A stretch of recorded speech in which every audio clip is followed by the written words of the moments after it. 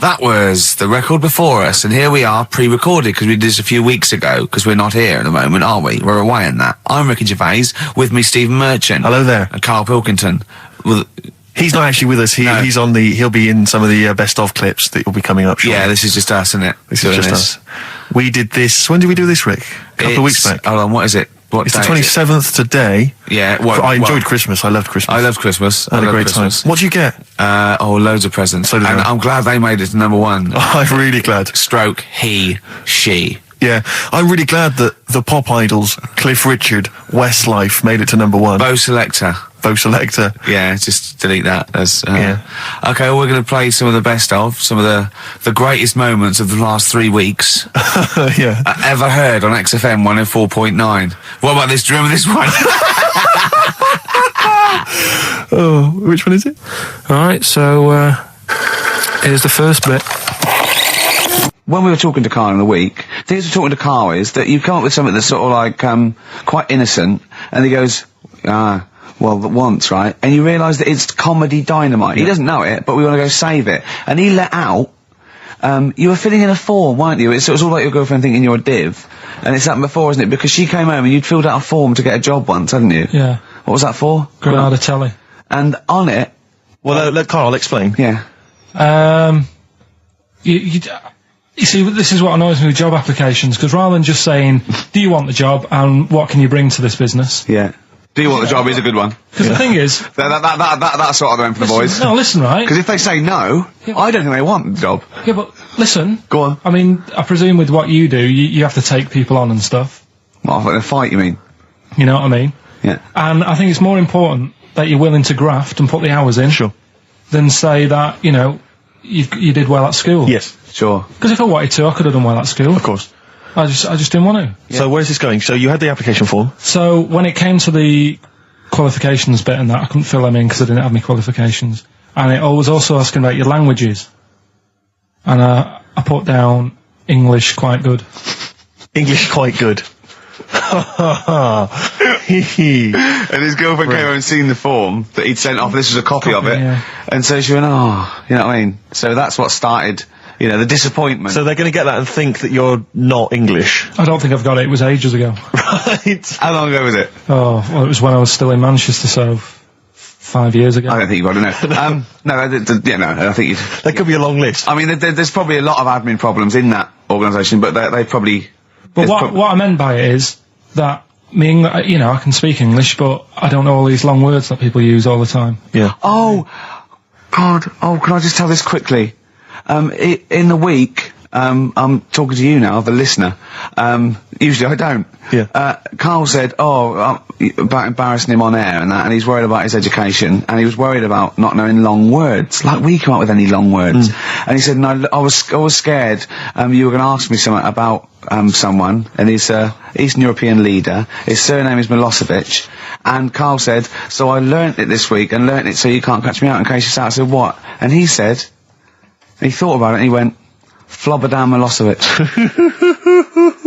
Got the surname right, though, didn't he? So what's his name? Right? What's his name? That's how Bill and Ben would address this leader. How would they have said it? Flobodan Milosevic.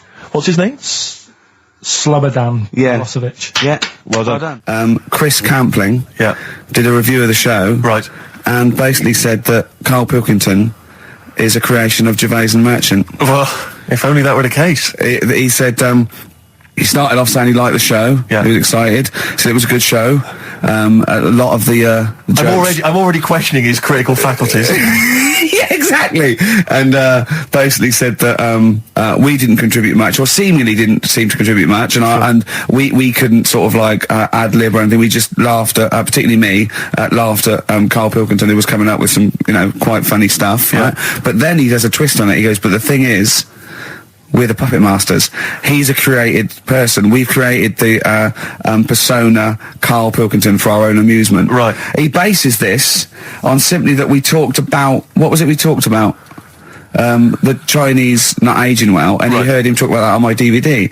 But clearly I say, Karl, remember when you were talking about that? It's a news, or remember in the week, and so he thinks it's all scripted now. Imagine if this show was scripted. I'd be ashamed. Yeah. If this show was scripted, I would send back the BAFTAs for the shows the actual shows we've written, and I would say... I'm not having a go at Chris Campling. He's nice about our other work. He likes The Office, and he likes my stand-up and everything, and he likes the show, but he's saying...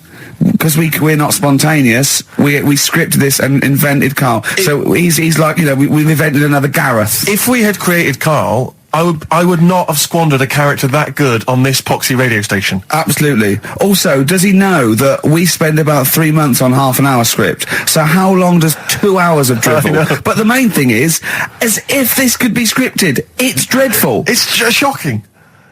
Or maybe this is scripted. Hang on, you've lost me now. Let me just check the script. Maybe Chris Campling does not exist. Maybe I've made him up. I don't know what to believe. See, the name doesn't wash with me.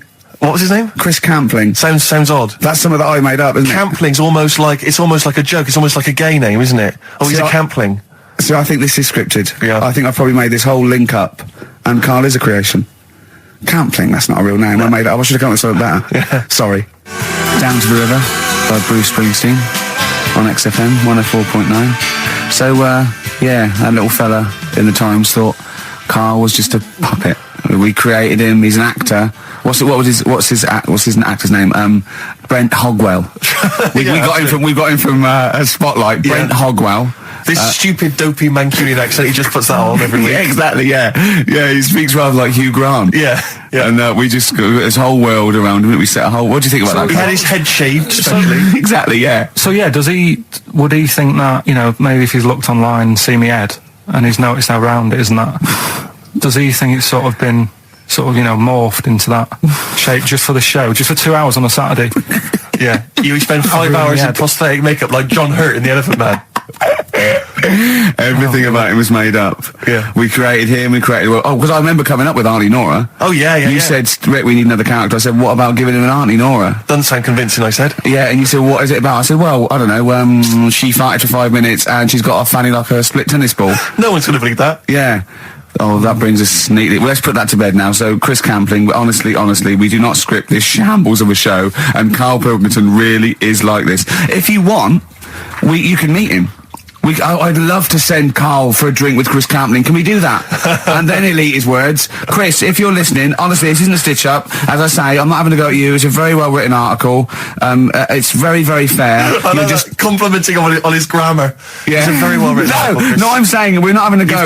Beautifully. It's not like he snagged us off. I would just love him to meet Karl Pilkington. People in the street come to me and say, is Karl like that? And I so want them to meet him. Yeah. Or maybe he can send in, if he's online, he can send in 5 subjects for Karl to talk about that we couldn't possibly know about, just so he knows that we just really do throw things at Karl, and that drivel comes out. Imagine if it was scripted. What?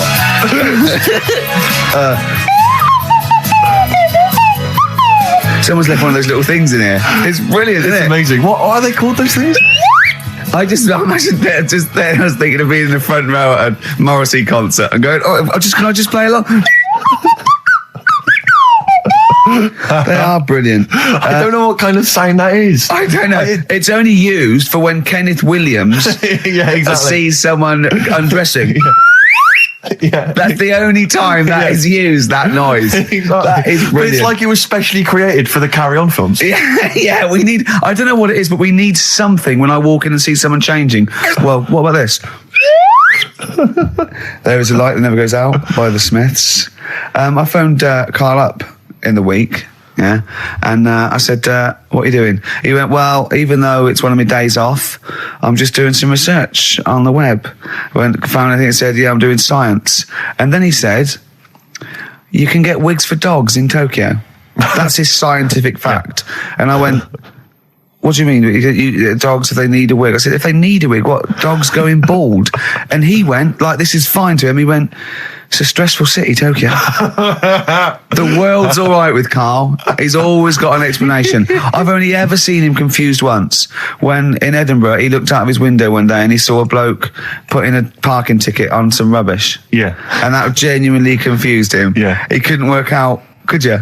It's a bit weird, isn't it? And the woman breastfeeding her 8-year-old child, you didn't like, did you? I don't like that. But what's the name? Animals with wigs. I kind of thought, after I put the phone down to you, I kind of thought about it, thought, yeah, it's a bit daft, that. You sure he's not the ageing pop group? No. The Animals? But when you think, have you ever seen like a bald pet? No. It's weird. What do you mean? Because my mum, we had a cat. We used to get through loads of cats because we lived on a... Oh God! It started early today, isn't it? What do you mean? It's only 10 past Just one. because What we are lived you doing? No, Running we a lived, restaurant? We lived on. Oh God! What do you mean? No, we lived on like a main road. Oh, yeah. Right? So Yeah. we used to get through a lot of them. My dad It was kept their saying, risk. stop wasting money. It's not Stop good. wasting money, not wasting cats. Right. So anyway, we had this cat that was ill all the time, and It's just bag of nerves, probably. Yeah, malingerer. Yeah, I'm terrified. I'm going to which house? Rome. Oh God, bloody hell, Rome. Don't let me go to the Pilkingtons. and it, for some reason, it kept being sick all the time. Right? Yeah, that is nerves. That's definitely nerves. So my mum kind of thought, I've had enough of this, and she shaved it. Whoa. Whoa. Now I know you're not vets in your family, but what correlation did your mum think there was between you being sick and shaving it? Because it kept being sick, and it was a pain to wash because it kept getting So caught she up. wanted a dry wipe cat. So Why didn't she just varnish it? What? it's weird. It's weird.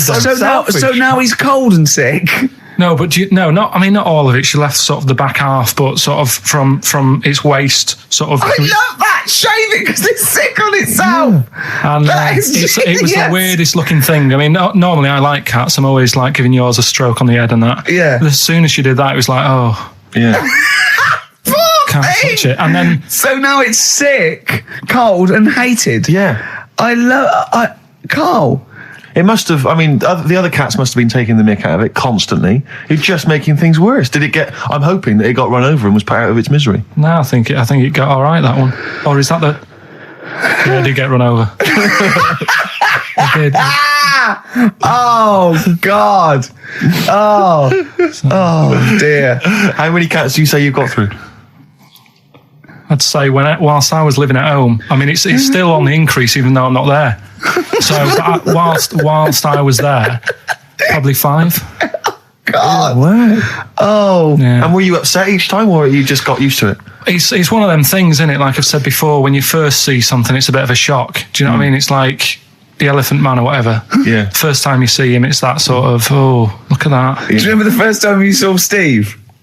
No, I'm not being funny. Do you remember the first? Yeah, but I've said this before. It's always, then you get used to how people look and you don't... No.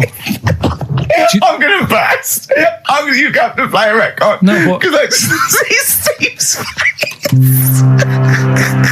No, but I've got used to it. Shut up. This is XFM 104.9. I'm Ricky Gervais with me, Stephen Merchant. You're listening to the best of, basically, Karl Pilkington. Just check, because there are rules in place, aren't there? Yeah. There was a big bust up in the week. I'm only allowed to wind him up. I'm not allowed to wind him up socially now. I'm not allowed to... What am I not allowed to do socially? I think squeezing the head socially has been crossed off. Right, okay. And I agreed to that because it got to a head where, Carl was really upset and he was thinking of just giving it all in, weren't you? Yeah. Yeah. Why was that? Because you were just winding me up too much. Yeah. I mean, do you want to bring it all up again? I don't mind. What was I doing? It was just... I should say now that there was a conversation where we were all sort of really walking on eggshells. It was frosty. It was a conference call, and Carl was on one end. And I'll tell you, I was very much a media. I was very much a UN mediator. What is it like? It was difficult to sort of keep it serious when I'm saying stuff like, I'm sick of you putting a Burger King bag on my head. Do you know what I mean? Yeah. There's a part of me that's like, I can't believe we're doing this. What I like about it is that I'm laughing and going, well, I won't do that anymore. And he's going, you can still do it on air. And like today, I came in, I went to squeeze Zed, he went at 1 o'clock. I love those rules. Yeah. I love those rules. Well, between the hours of 1 and 3 on a Saturday, you can squeeze his head, you can put a Burger King But I bag on can't his... wait. It's terrible. Oh, But dear. that all started last week as well, really, because I got in a bit earlier to do an edit for you on some track that had swearing in it, right? Yeah. So getting early, he comes in, first thing he does is go to sort of squeeze me head. And my reaction was, not now, do it later. As if it's all right to do it later. So that's kind of what made me think this isn't normal. We should just point out, when we say squeezing your head, what exactly does that mean? I put my hand on the front. I do 2 experiments, right? Yeah. One is the side, because you can crush an egg sideways, so I think that's more dangerous. Right. And I actually put my elbows out, and I press like a vice, and I really go for it until it really hurts. And the front one it shouldn't hurt so much, if my experiment's right. I don't know. Well, it was all this that sort of, built up. Sure. And the research that you're doing there, Rick, is that going to be available online at some point? Well, that was the problem. That's what I was saying to him, because it kind of started last week. Well, it's been going on since we've known you. Yeah.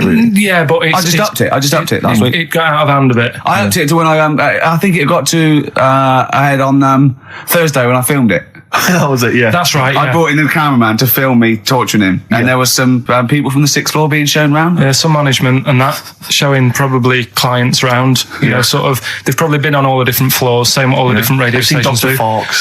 This is XFM, the sort of this sort of noise going on. Yeah. You see them all look down and saying, "Don't do that," right? Sure. They might want to spend a load of money. Yeah. Right? Yeah. And he's doing that. He's wrestling with me. He's filming it. So that's when I just thought, Mad, isn't it? And then when we were having the argument on the phone, I was saying, has this been some sort of experiment? Yeah. He did. He said that, and of course I lost it. Yeah. But it's all good now. Do you want to squeeze his head before we play the next I record? won't at the moment, because we've got to get on. It's not right, and that annoyed me as well. Because I was trying to find out where he was going. I was filming him. I was going on waiting for Karl. Told Johnny he's meeting a mate at 6, which annoys me on 2 counts. And I'm just doing it to the camera. So I'm gonna follow him and just turn up and go, all right, where you been? But then when I came and he went, I'm meeting a mate, and he told me where it was. So I told him that spoils my fun. Of course. Because you'd want to just track him down. I don't want him to like it. Yeah. Which is pulled the rug under my carpet now that he's going to let me do you know what I mean? It's just, it's a little bit annoying. Right, is this talking about diets and stuff, right? Go on. They've come up with a drug that, they tested it out on a mouse, right? They said, it's a problem that weight is a big issue in the world, and, a lot of people are depressed, and that probably like Rick Waller. Well, right? I'm depressed looking at Rick Waller. Well, Oh. I mean, you could sort out Rick by, Jono is an old man, he's got loads of money. He's not old. No, but he's getting on a bit, right? He's about no, but my hang on a age, minute. What I mean is he does his own shopping, right? So I bet it's Sorry. hard. What do you mean? Because he's like, how old is he? 35. Right, he's got loads of money. He does his own shopping. So when he goes to the supermarket and he passes, the sponge cake section, it must be tough when you've got loads of money to burn that you go, just one more. Yeah. One more. Look, we are getting close to libel here, I think. No. But I'm saying how it is, because I've tried losing a little bit of weight. Have you? And it is difficult when you're in Waitrose and you see a little chocolate muffin and you think, well, one more and I'll do without. Do you like a little chocolate muffin now and again? Yeah, right. Is that your favourite thing? So the thing is, let him finish his point. So the thing is, right, now with Rick, he lives at home with his mum. So why doesn't his mum just say, I'm going to buy less this week, and if you eat it all, you're not getting any more? Yeah. That's sort that Does he live with his mum? Sharp shot. I bet he does. So you don't actually know if this is true or not? No, but anyway, right? So this drug they've come up with. They've tested this on mice, haven't they? I'm worried if they haven't tested it on mice. Thank God for that. It's definitely been tested on mice. Definitely. They fed a mouse a load of cake. Yeah. Right? And it went a little bit chubby, and they said, right, stop a minute. And then they gave it this drug that makes you lose weight. Yeah. And its weight went down, but the only bad side effect was its eyes were popping out. Well, that seems to be fine then. Let's give it to Jono. There doesn't seem to be any problem. Rick should get some of that. Hey, Struth, Doc, look at these. Oh, Jesus, Jono, your eyes are popping out. That happened to the mice. Sorry? That happened to the mice. But what do you mean? That's the option. What do you mean that's the option? So I love the fact that your choice is either be like a fat, happy man who has the odd sponge cake, or a stick man with eyes on stalks. I mean, Steve's chosen that. All right, calm down. I thought we were slagging off Rick Waller and fat people. Sorry, Let's mate. have a go at the fat people before we start on me, Rick. Yeah, no, I didn't. I forgot. I mean, it's like... Yeah. Because I've got some issues, and body issues. I know. But Rick Waller's grotesque, Yeah, sorry about I'm that. just a little bit weird. I mean, do you know what I mean? Yeah, should we play a song? And Well, I'm just a little bit offended. That's upsetting. Carl, have you ever logged on to Friends Reunited? It was the site that everyone was talking about last year. No. Are you aware of the concept? I've heard about it, but there's no one from school who'd want to see it again, really.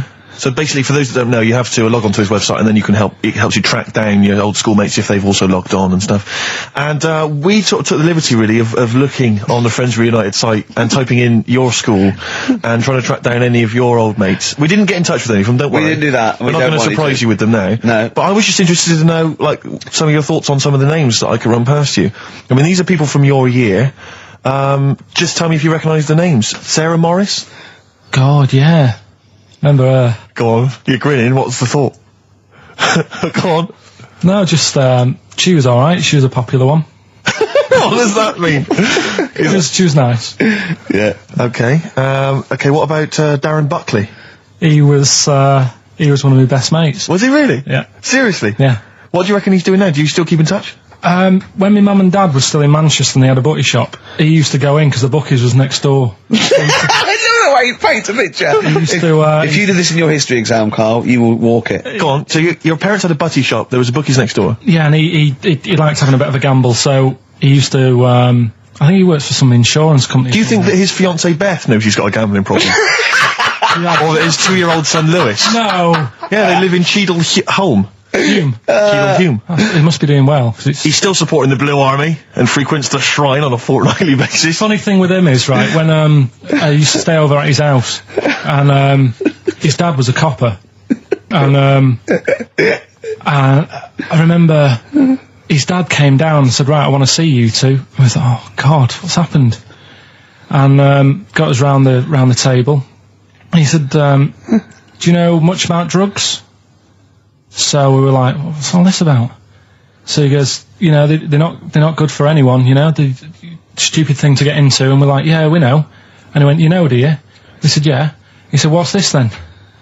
And he'd found something in his bedroom, and it was a Skittle. What, the sweet? You know, little sweets with the S on it. And Oh, really? Drugs. Yeah. So he said, well, yeah, it's a Skittle. Yeah, I know what it is. Oh, he was bluffing like that as a slang word. Yeah, he thought because he was a copper, he probably had to be down with all the terms and that. So we said, oh, it's a Skittle. And he said, yeah, I know what it is, but what's it doing in your bedroom? Oh. It was like, no, it's a toffee. So, Darren there. Yeah, I know, it's a toffee, it's a squib, it's a, yeah. Well, do you know what happened to me on the way in? Go on. A homeless person called me a dickhead. How did he know? Do you know him? Is that what? He's like the local big issue fella. Oh, yeah. Yeah. And he knows me, he sees me walking up and down the street. Oh, that's how he knew you. Right. So normally I have a bit of a chat with him and that. And I walk past him. And, you know, I can be a little bit cheeky with him, because I've been cheeky with him in the past with stuff. You pinched his arse. No, just, you know, saying stuff like, God, you're always there. I mean, you got home to go to and stuff like that. Yeah, just breaking the ice, Go on. He knows, and he laughed at that, right, last time, so I thought I can be a bit cheeky, right? So he goes, do you want a big issue? I said, nah. He said, come on, I've got loads of them, right? So I sort of said, when I was a kid, and I used to do a free paper around the free papers one, I said, just put them in the bin and go home, right? And he went, yeah, but how am I going to get any money doing that, you dickhead? You see, I can see his point. He is homeless and having to sell newspapers to get 50p or a quid or whatever. Yeah, and sometimes I treat him, right? And today I didn't have any money. I had a takeaway last night, and I normally give them a quid, and I felt bad not being able to do that because I didn't have any money on me last night. Right. I couldn't look him in the eye. Did you explain this to the homeless person, the traumas of the takeaway without the tip?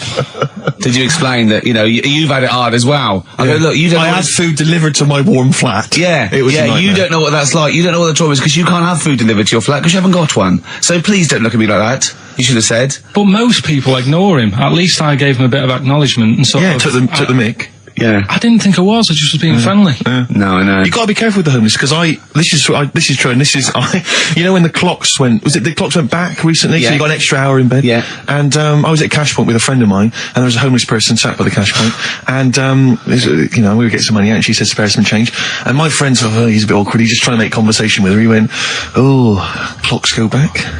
extra hour in bed. Oh no. I gave her £2. I felt so bad. He didn't do it intentionally. He didn't realise what he said. Just making conversation. It's tricky making conversation with the homeless because there's so many areas you've got to avoid. You know, what was on the telly.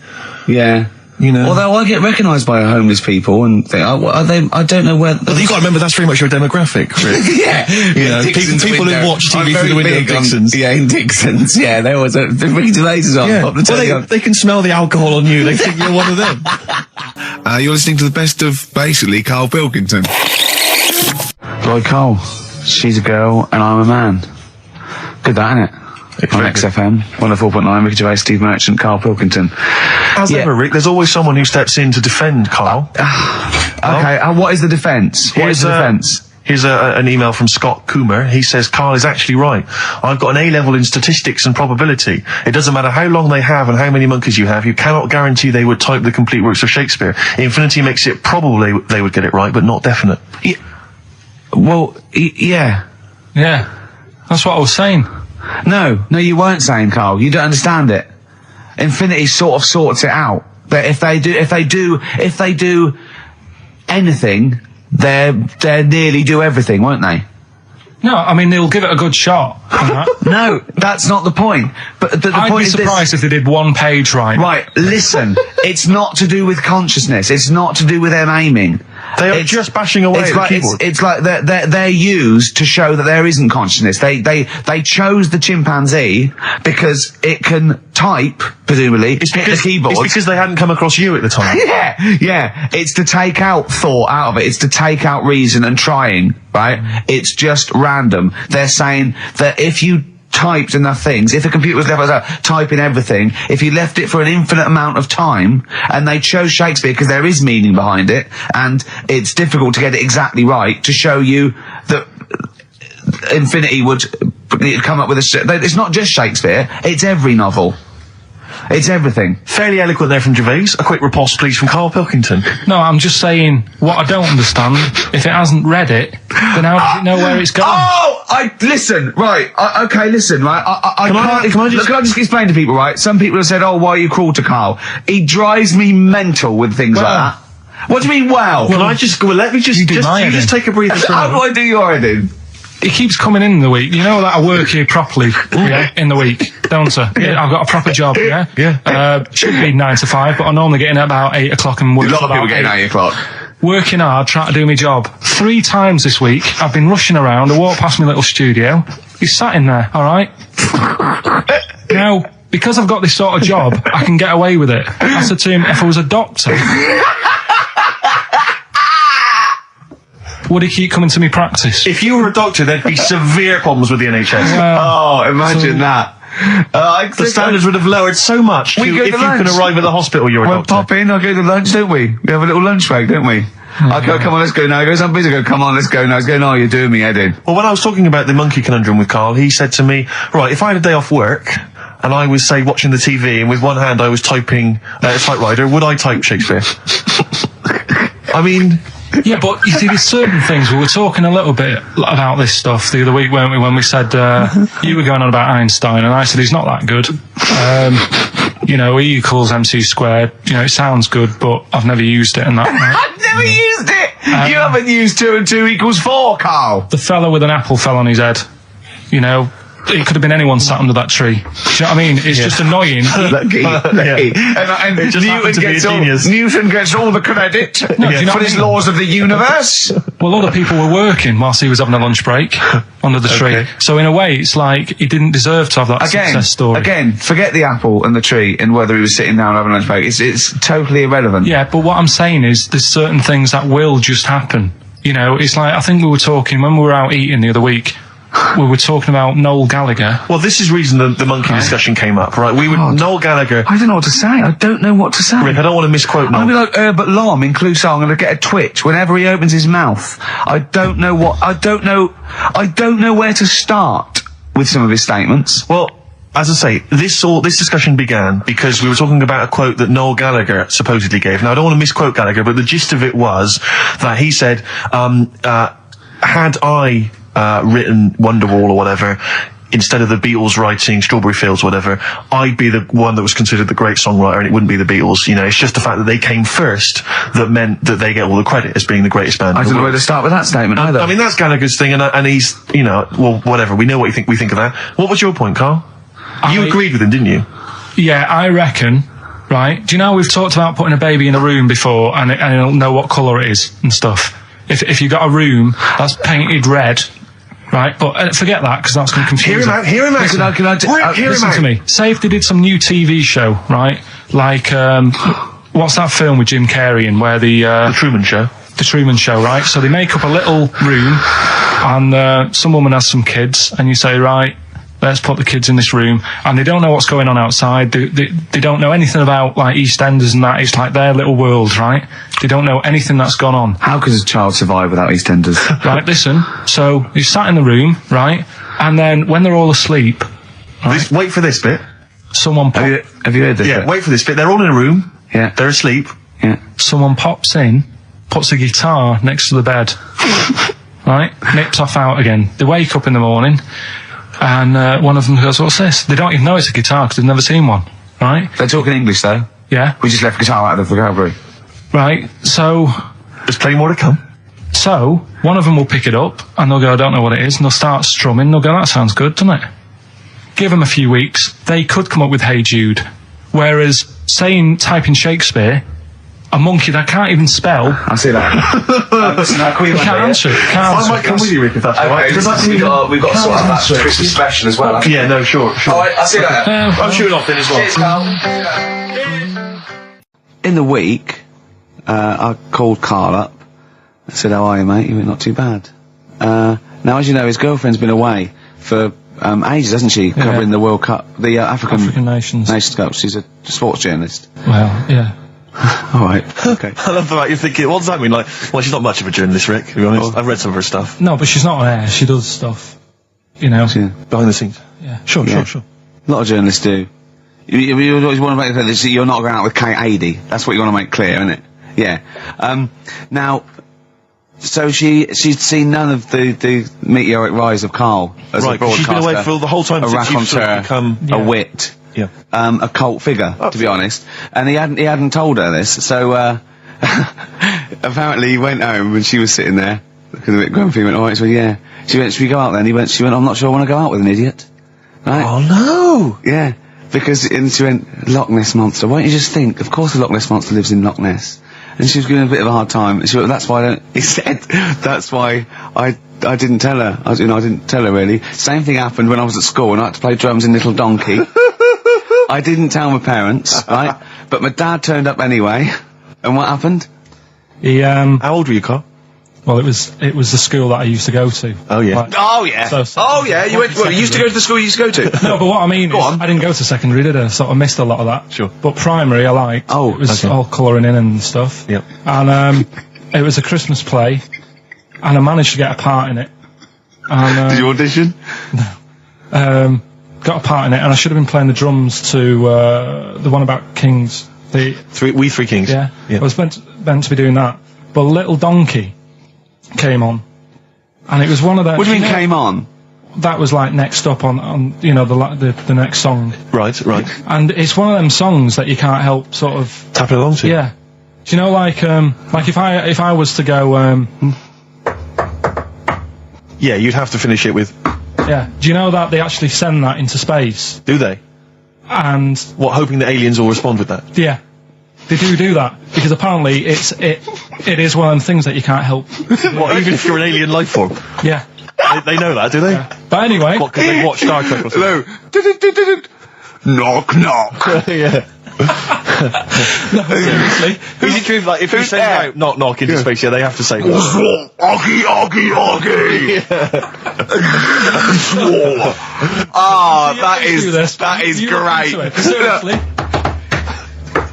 Oh, hold on, what's something out there? What's a little green fellow? That is great. Yeah. So anyway, That is Little Donkey is like one of them tunes that you can't. And I was there, and I had the drumstick, and I thought, oh god, The drumstick. I could feel myself. And anyway, Just wanting to do it, yeah. I started going along and playing Little Donkey, which I wasn't meant to do, but it went down such a storm.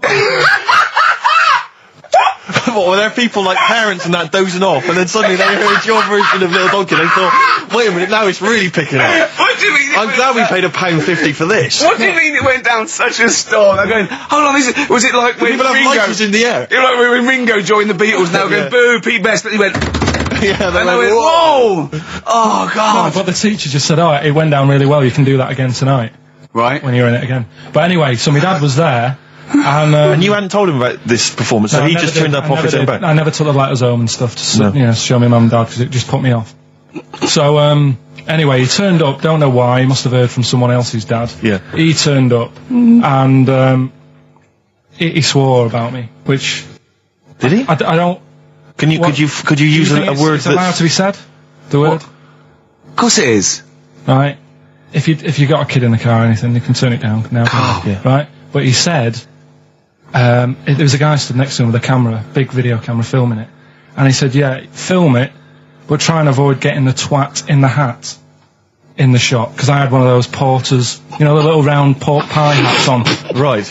This is so sad. What, was this a nativity play? It was about Jesus and stuff. Yeah, well, there was a porter there helping him with his bags. Yes, there was, I forgot. I mean, Mary and Joseph, they got there. Yeah, because it was the hope, you know, because the inn was full. Yeah. But I think the porter doubled up with the inn and the stable. Right, that was nice. So he carry bags over, yeah. Yeah, no, so yeah. You're right, though. I don't know why I was wearing one of them. But I was. And your father said that? And how did you know your father said that? Did you he told hear me it? about it later. Oh, he told you about it later? Yeah, I was talking about stuff I'd done at school, and he said, oh, God, remember that, and I spoke to him the other day about it. Right. And, God. shame. So that was the end of your sort of drumming career, really? Because it could have been, I mean, you know, the audience loved it the night before. Yeah. You could have, like, been, who knows, a whole new world for you. Yeah. Have you done any stuff? I've never drummed. I wish I had, man.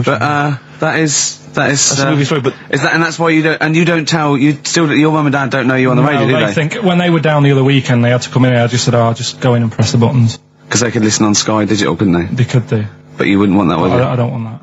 No. Play a record, and I want to talk to you again a little bit about this later. Yeah. Right. This is the Best Of Show on XFM 104.9. I'm Ricky Gervais, with me Stephen Merchant. Yes. I hope you're enjoying the Best Of. Bit of David Bowie. When's that ever at anyone, Steve? Never. Lady Stardust off Ziggy Stardust and the Spiders from Mars on XFM 104.9. I'm Ricky Gervais, Steve Merchant. Karl Pilkington is in the middle of educating me. Then, educate me. Did I tell you the time when the doctor said I was going to die? All right, keep talking. Right, ages ago, must have been about 15, right? And at lunchtime there was this. We used to have a choice of stuff to do at lunchtime, right? We used to have like a burger place that had an arcade machine in it, right? So we used to go there and play on that and have a burger. Or there was this baker's, right, that my mum worked at, and did great cakes and stuff, right? So she used to like bring some home and that, but she couldn't always bring them home every night because, you know, they'd cost money, and she used to get them for free. And they used to say they'd rather chuck them away than give them to the staff because there's a chance that the cream might be off. Right. Right, so they used to chuck them round the back. So I used to go around the back with my mate and eat a load. Brilliant. Eating out of bins. No, it wasn't out of bins. They were still in trays, but they just stacked them up near the bins, right? So this got out. I mean, it used to be chocker. Once the school found out, everybody used to go there, and it'd be like, well, have a cake. The headmaster crawling through, fighting the kids off. Right, so I'd have, like, you know, you just eat, I don't know, 6 jam donuts or something, and then you'd spend your dinner money on the arcade machine. Brilliant. Right? So it was a good afternoon, really, right? So you'd do that, and this one day I must have had 6 or 7 jam donuts, a few Congress tarts. What's the Congress tart? I love them. I can't get them in London, right? So I'd have some of them. If anyone can get a Congress tart for Karl in London, please let him know. So anyway, this day, that was just a normal day. Do you know what I mean? You'd twice a week, you'd have a load of cake. In your life, Yeah, so normal anyway, day in your life. Were the frog boys there with the webbed hands and the big heads? So, and the horse in the settee? Yeah. But the day after one of these days, I had really bad cramp in my belly. Right? Okay. I was like in agony, could hardly walk. So I said to my mum, You could hardly stagger to the free cakes. So I was in absolute agony. I said, I think I don't like doctors, but you'll have to get a doctor in because I don't know what it is. I can't walk. She gets the doctor round. I won't say his name, but he said, well, doesn't look like he's got long left. Blimey. So I was a bit like, hang on a minute, I've only had a few cream donuts. Yeah. My mum was panicking. Sure. He went. My dad came in from work. She said, something's really bad with Karl. I think it's serious. The doctor said he ain't got long left. So he said, what? He said that and just left? So she said, yeah. He said, I'll have to call him then. So he called him up, said, what's all this about? Karl hasn't got long left. How long's he got? So he goes, I was only messing. He's just had some bad cream. Can you believe that? Well, the thing is, I like the fact your mum didn't ask any questions. I know. She didn't But go she into doesn't. detail. Can you explain more, doctor? No, I got to show off. But she doesn't. She doesn't like talking. I don't want to diss you or your family, but I imagine if I was there, I'd have known the doctor was joking. Yeah. That's all I'm saying. I mean, I sound very arrogant there, but I imagine he went, what's he been doing? Yeah, I had about 6 cream cones. Oh, right. Oh, wow. He hasn't got long to live then. I'll see you later.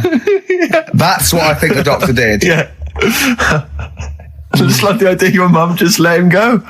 Yeah. Terrified, thinking, well, I'm not going to probe him. He's that's it then. Dad comes in. Hi, honey, I'm home. Anything happened? The doctor said Karl's going to die and then left. Did he? I'll call him. But anyway, that's why these sort of things fascinate me. Rockbusters. Yes. I don't want you to have monkey news right now because we've just had a little story there. Sure. You don't want to, don't want to go too far. Yeah, go on. So we'll get Rockbusters out of the way. Have we got a winner? Come on then. See, it worries me that we've had very few entries. I think that even your mental fans aren't getting these, which is really worrying. They must be terrible clues this week. All right, well... Has anyone got them right, Steve? I think there's just one guy, who I suspect has won in the past. Well, so what? Right, the first one. If you go out of France by boat, you might as well buy your fags when you're on that, because you'll get them a lot cheaper. Brilliant. Right? Yeah. BF. Yeah. Buy it ferry. Right? That's like... What? Buy on ferry. What? Buy on Ferry? What's that? Is that a band? What is it? I don't know what it is. Brian Ferry. Brian Ferry? What's that got to do with buying on a ferry, though? Just because it's quite close to it. Buy on ferry. What? Buy on ferry. Sorry, what's your first language? The second one. That's rubbish. That doesn't count. No, Brian Ferry. Brian Ferry, buy on ferry. There's this little foreign cafe. It's growing its own steak. That's Delamitri. The third one. What? Sorry, what? What is that? What is that? Delamitri. Delhi is a little foreign cafe. Yeah. A meat tree and that. A meat tree? A meat tree? What were the initials for that? Just D for that. Just D for that? Yeah. So not DA? So you didn't even give him a chance to get the group? Well, they got it. Well, no. No, they didn't. Right, it's the end. Go on, right. Go on. Delhi meat tree? Delhi meat tree. One word. D. Or any letter. They grind their own meat. M's in it. Go on. Okay, so Bayern, I love Bayern Ferry. And Oxy Music was brilliant. I love Oxy Music. Go on. Can I just point out, Rick, that we've had David Bowie? Delhi Meat Tree. Yeah. I don't see why necessarily Aidan, who emailed in, why he doesn't get to win, because he emailed in dire steaks. Seems to be just as valid, as far as I can tell, but Delhi Meat Tree it is. And the last one, if there was a Jamaican fella on the Titanic... I'm looking forward to this. With a little bit of fear. Jamaican fella, if he was on the Titanic, he probably would have screamed this. Yeah. That's Christ de Berg. Oh, I don't know what to do. Stunning. So who's the winner? I'm not going to give it to anyone. I just don't... what's the Jamaican bit got to do with it? Just the D. Just Christ de Berg. Say it again? No, I think they've worked it out now. Say it again? Christ de Berg. And who's that? What? Who's that? Who's what? Who's Christ de Berg? Chris de Berg. Who's the winner, Steve? Do you know what? I'm going to give it to Aidan because he just treated you with nothing but contempt. Steve Martin emailed in again. He got the first two, and then the last one he just emailed. I neither know nor care about this answer. I'm tempted to give him each one. Do you know what you've done there, don't you? Go on. You've put the nail in the coffin of Rockbusters. I warned you for 3 weeks, and you sort of bucked your ideas up for a little while. But Christ did Those are the worst you've ever done. The worst. Delimitri. So and didn't it just put D, and then Bayern Ferry. Bayern Ferry. Bayern Ferry. So, is that it then? Aren't we doing it Play a anymore? record. Aren't we doing it anymore? I'm ashamed. You're an idiot. Are we doing it anymore? I'm just going to keep saying you're an idiot. Play a record. Are we doing Carl, it have anymore? you learnt nothing from Dr. Fox? Yeah. That's not Sony out the window. Aren't we doing it anymore? What, you need to start working on it now because they're so good. You need to start working now for next Saturday. Aren't we doing it anymore? Just, I don't know. Aren't we doing it? Me and Carl went out, right? With me and Jane, Carl and Johnny and Gigi, wasn't it? Is it important who went? No. Okay. But we're walking on the street. Carl was there though, and he can back me up on this. We had a curry. We were walking back, and this little funny homeless fella, didn't he?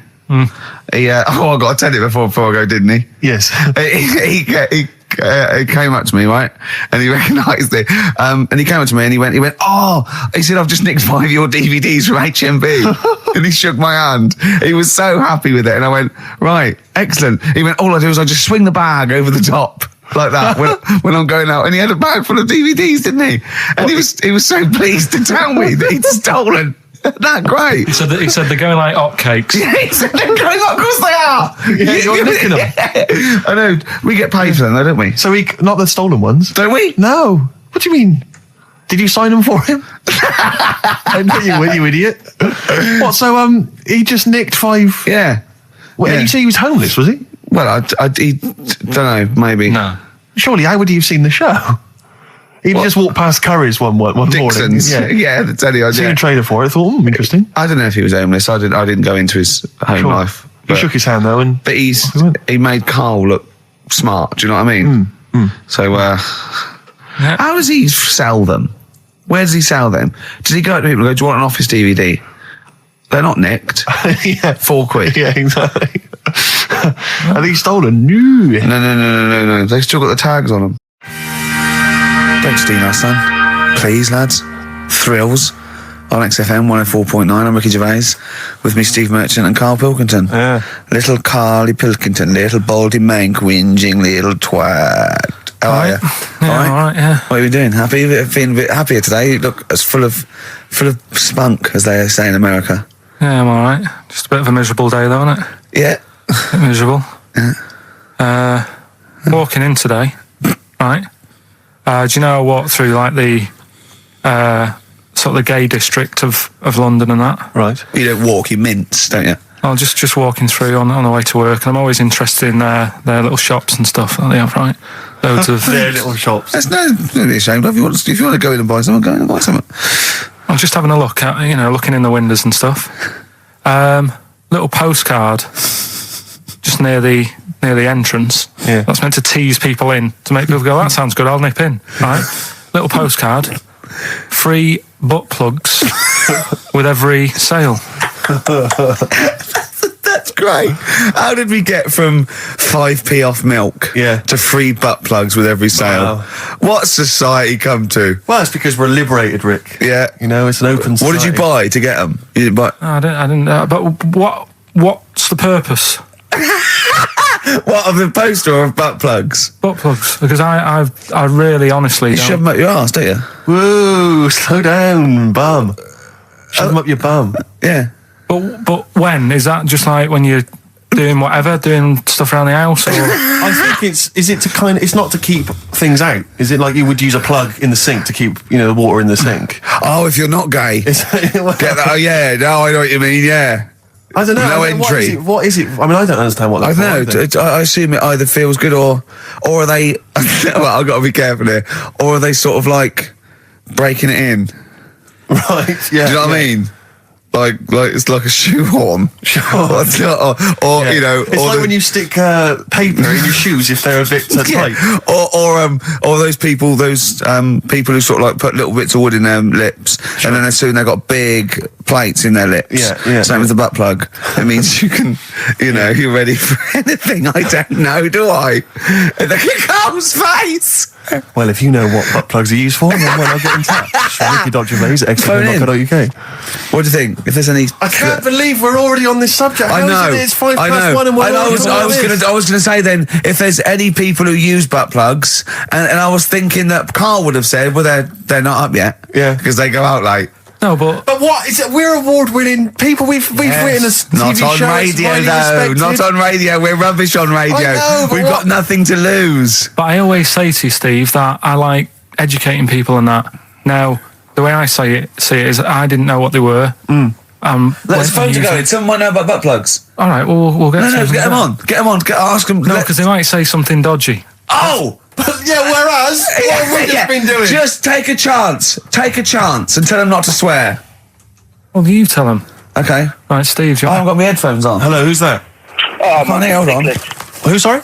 Nicholas. Nicholas, hello, mate. You're not going to swear, are you? No, I'm not going to. Keep it clean.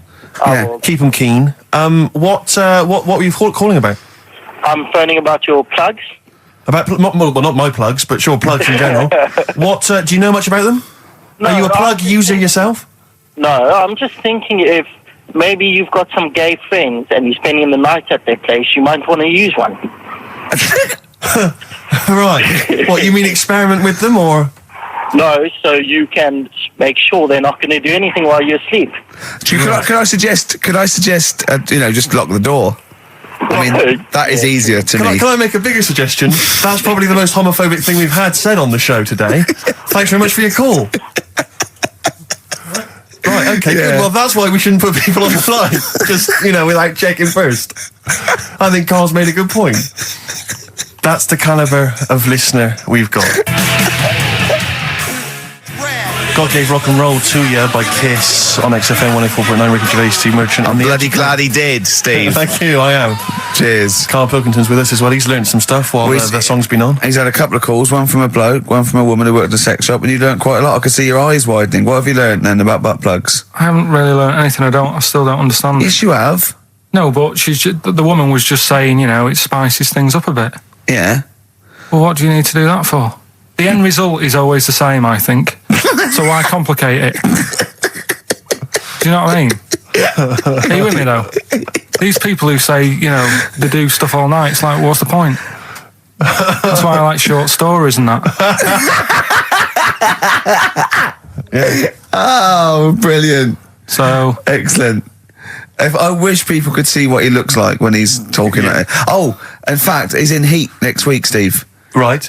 Yeah, they've put a picture of him. They could do the grab off the DVD, and he's behind the scenes, and he's got his little picture in Heat, and he hates it, don't you? Well, I'm a bit annoyed because I didn't want it in. Why are you worried? Just don't want people knowing what I look like and that. Why? Were you on the DVD? Yeah, but it's to public domain. Anyone can take it off there and put it on the paper now. But that's extras on a DVD, and I'm just thinking not that many people. If they watch it, they won't take it in, stuff like that. What are you worried about then? There's like me brother and sister and stuff who I don't see anymore. If they know what I look like now, they might. What do you mean if they know what you look like now? They've just got to imagine little Karl Pilkington with no hair. No, I've changed quite a lot because I work hard, don't I? So I've aged quite badly. Right.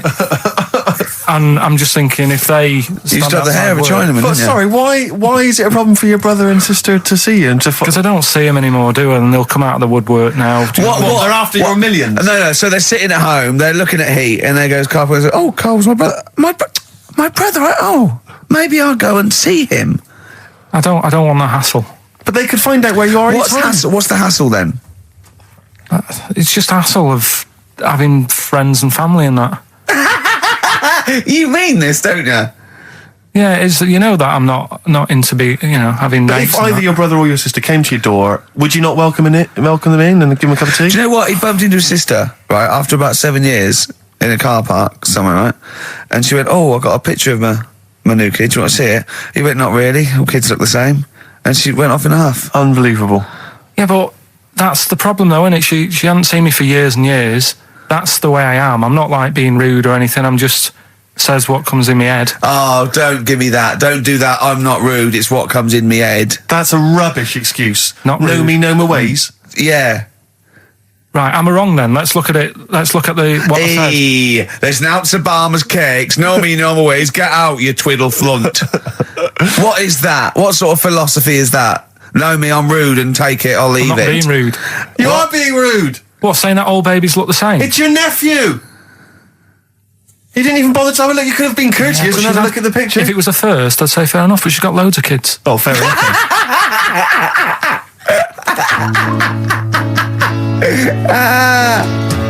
What kind of woman is she? David Bowie, Lady Stardust from Ziggy Stardust and the Spiders from Mars. I went to see him Tuesday. I know you went to see him Wednesday, Steve. I mean, obviously I'm a mental fan, but I think objectively that was one of the best shows I've ever seen. Yeah, it was brilliant. He's got the best band in the world. He played all the hits. It was an amazing show. The sound was incredible. Do you know what I mean? Well, his voice as well. I think people don't realise how incredible his voice is. It was absolutely soulful is the word I'd use. Brilliant. Yeah, it was absolutely brilliant. You don't care, do you, Carl? We don't care about this. You never really go to gigs, do you, Carl? The live music experience is not something you enjoy. Can be all right. Go on. I heard that someone else who went to the Bowie thing said that he sort of messed with the songs a bit, which would annoy me.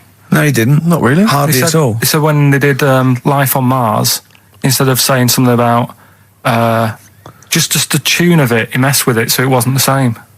That would annoy me. What would you do? Get up and leave? But I mean, we're not talking Bob Dylan or Sinatra. He ad-libbed a little bit, I suppose, and it's his song, but it was totally faithful. He was singing the songs. What do you mean? Well, it's just don't mess with stuff. It's like if you went to see Titanic and then the boat didn't have a crash, you'd go, what are they doing? It's like, oh, I fancy messing with it. Well, he didn't. I'll tell you, he didn't mess with it. Relatively speaking, he did not mess with the songs. They were brilliant renditions. That would be a hell of a film, though, where Titanic gets to New York. Absolutely fine. Oh, Carl. But, you're amazing. It's because I work here, though, and there's a lot of gigs going on all the time, and then you get to a point when, you just go, get a bit fed up with that. Well, when was the last time you went to a live experience? Well, I've been to gigs, but the one that springs to mind probably is when I first sort of tried a gig out, and it wasn't a music one. It was Bottom. Do you know with Bottom the live thing with Rick Mail and Equanimity? Yeah, in Manchester. When was that? Years ago, because it was in Manchester in about, I don't know, 87, 88 or something, and I was set up for a blind date. Right, this a mate of mine sort of set me up to see this. What? girl. So you said let's go to Bottom? Well, I didn't tell her. I just said meet us at the Apollo. I bet she was over the moon, wasn't she? Met her there. I said right. Romantic. Going to see some middle-aged men run round in pants. Brilliant. Well, it's good. It's one of them things that afterwards you got something to talk about, haven't you, and stuff. Yeah. So was it a good gig? Yeah, it was all right. Sort of bought some April fruits and that at the start of the night. Yeah. I think she liked that. And then we watched Bottom. Then afterwards had a bit of a chat. And then... You didn't see her again, I take it? I would have done, right, because she was all right looking and everything. Yeah. But when we were chatting, she said she had a problem with a marrow What? and that. She what? She had a problem with a marrow. She had a problem with her marrow? Yeah. You mean her bone marrow? Yeah. Oh, I thought you meant she had one stuck of her fanny. No, just the... Thanks for that, Rick. That's an image I can't get out of my head. No, I wondered what. Oh, I see. A marrow. I thought you meant a marrow. Her marrow. And is that serious, that? I just was put off it because I thought... if you I think it's more serious than the problem with a marrow. Yeah, I mean... with a marrow and that. It's an idea if you're bored with butt plugs. I love it. I love it. Everything he says is like someone from Kes. It was just that thing that... because You didn't want to go out with a girl who might be ill in some way. Well, yeah, I thought, what's the point in spending time with her, spending money on her and stuff, and then she's going to die on me? Oh! No, but seriously. God! No, but I'm just... See, this is what annoys me. You asked me to be honest, but I'm just saying, what's the point in me getting upset and stuff? No, but it's not the... It was the...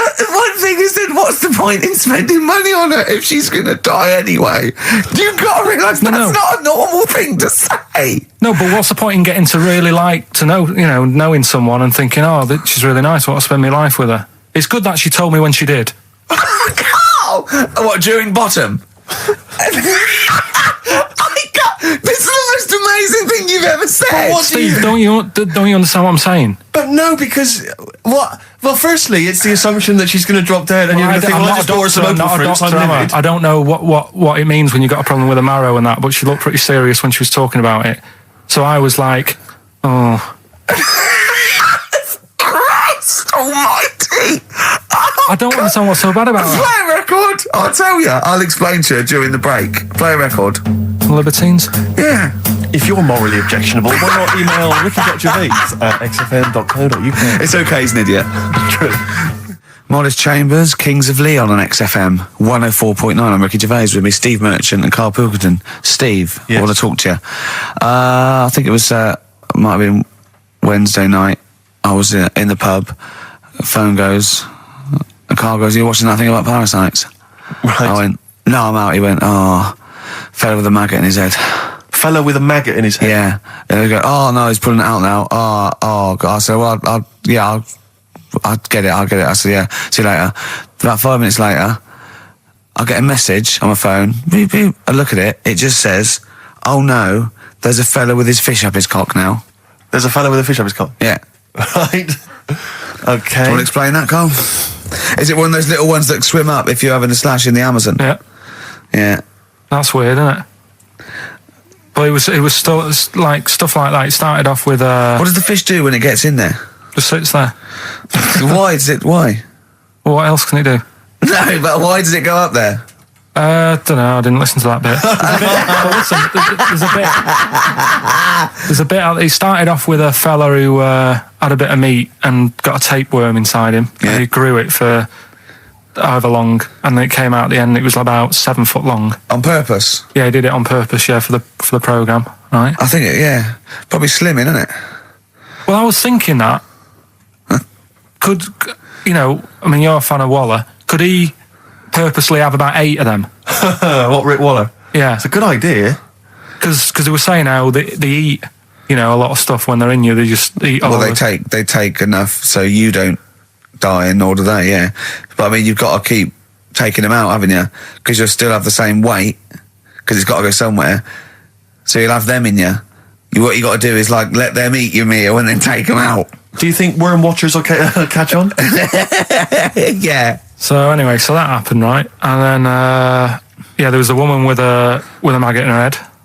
A woman with a maggot in her head? Yeah, she went on holiday, it got in there somehow, and Stowaway. it just it was massive. And the thing is, she had a hole in her head, and she's there being interviewed with the doctor, like, and you can see it just sort of sticking its head out. Like, do you know when you see a cartoon with a maggot in an apple? Yeah. And it looks around like that? Yeah. Why didn't they just take it out there and then? I think they could have done, but the doctor's messing about. It's like, well, it's good for the show, isn't it? And they left it in there. Right, that's libelous. Well, That is libelous. but I found it weird. Why not just grab it?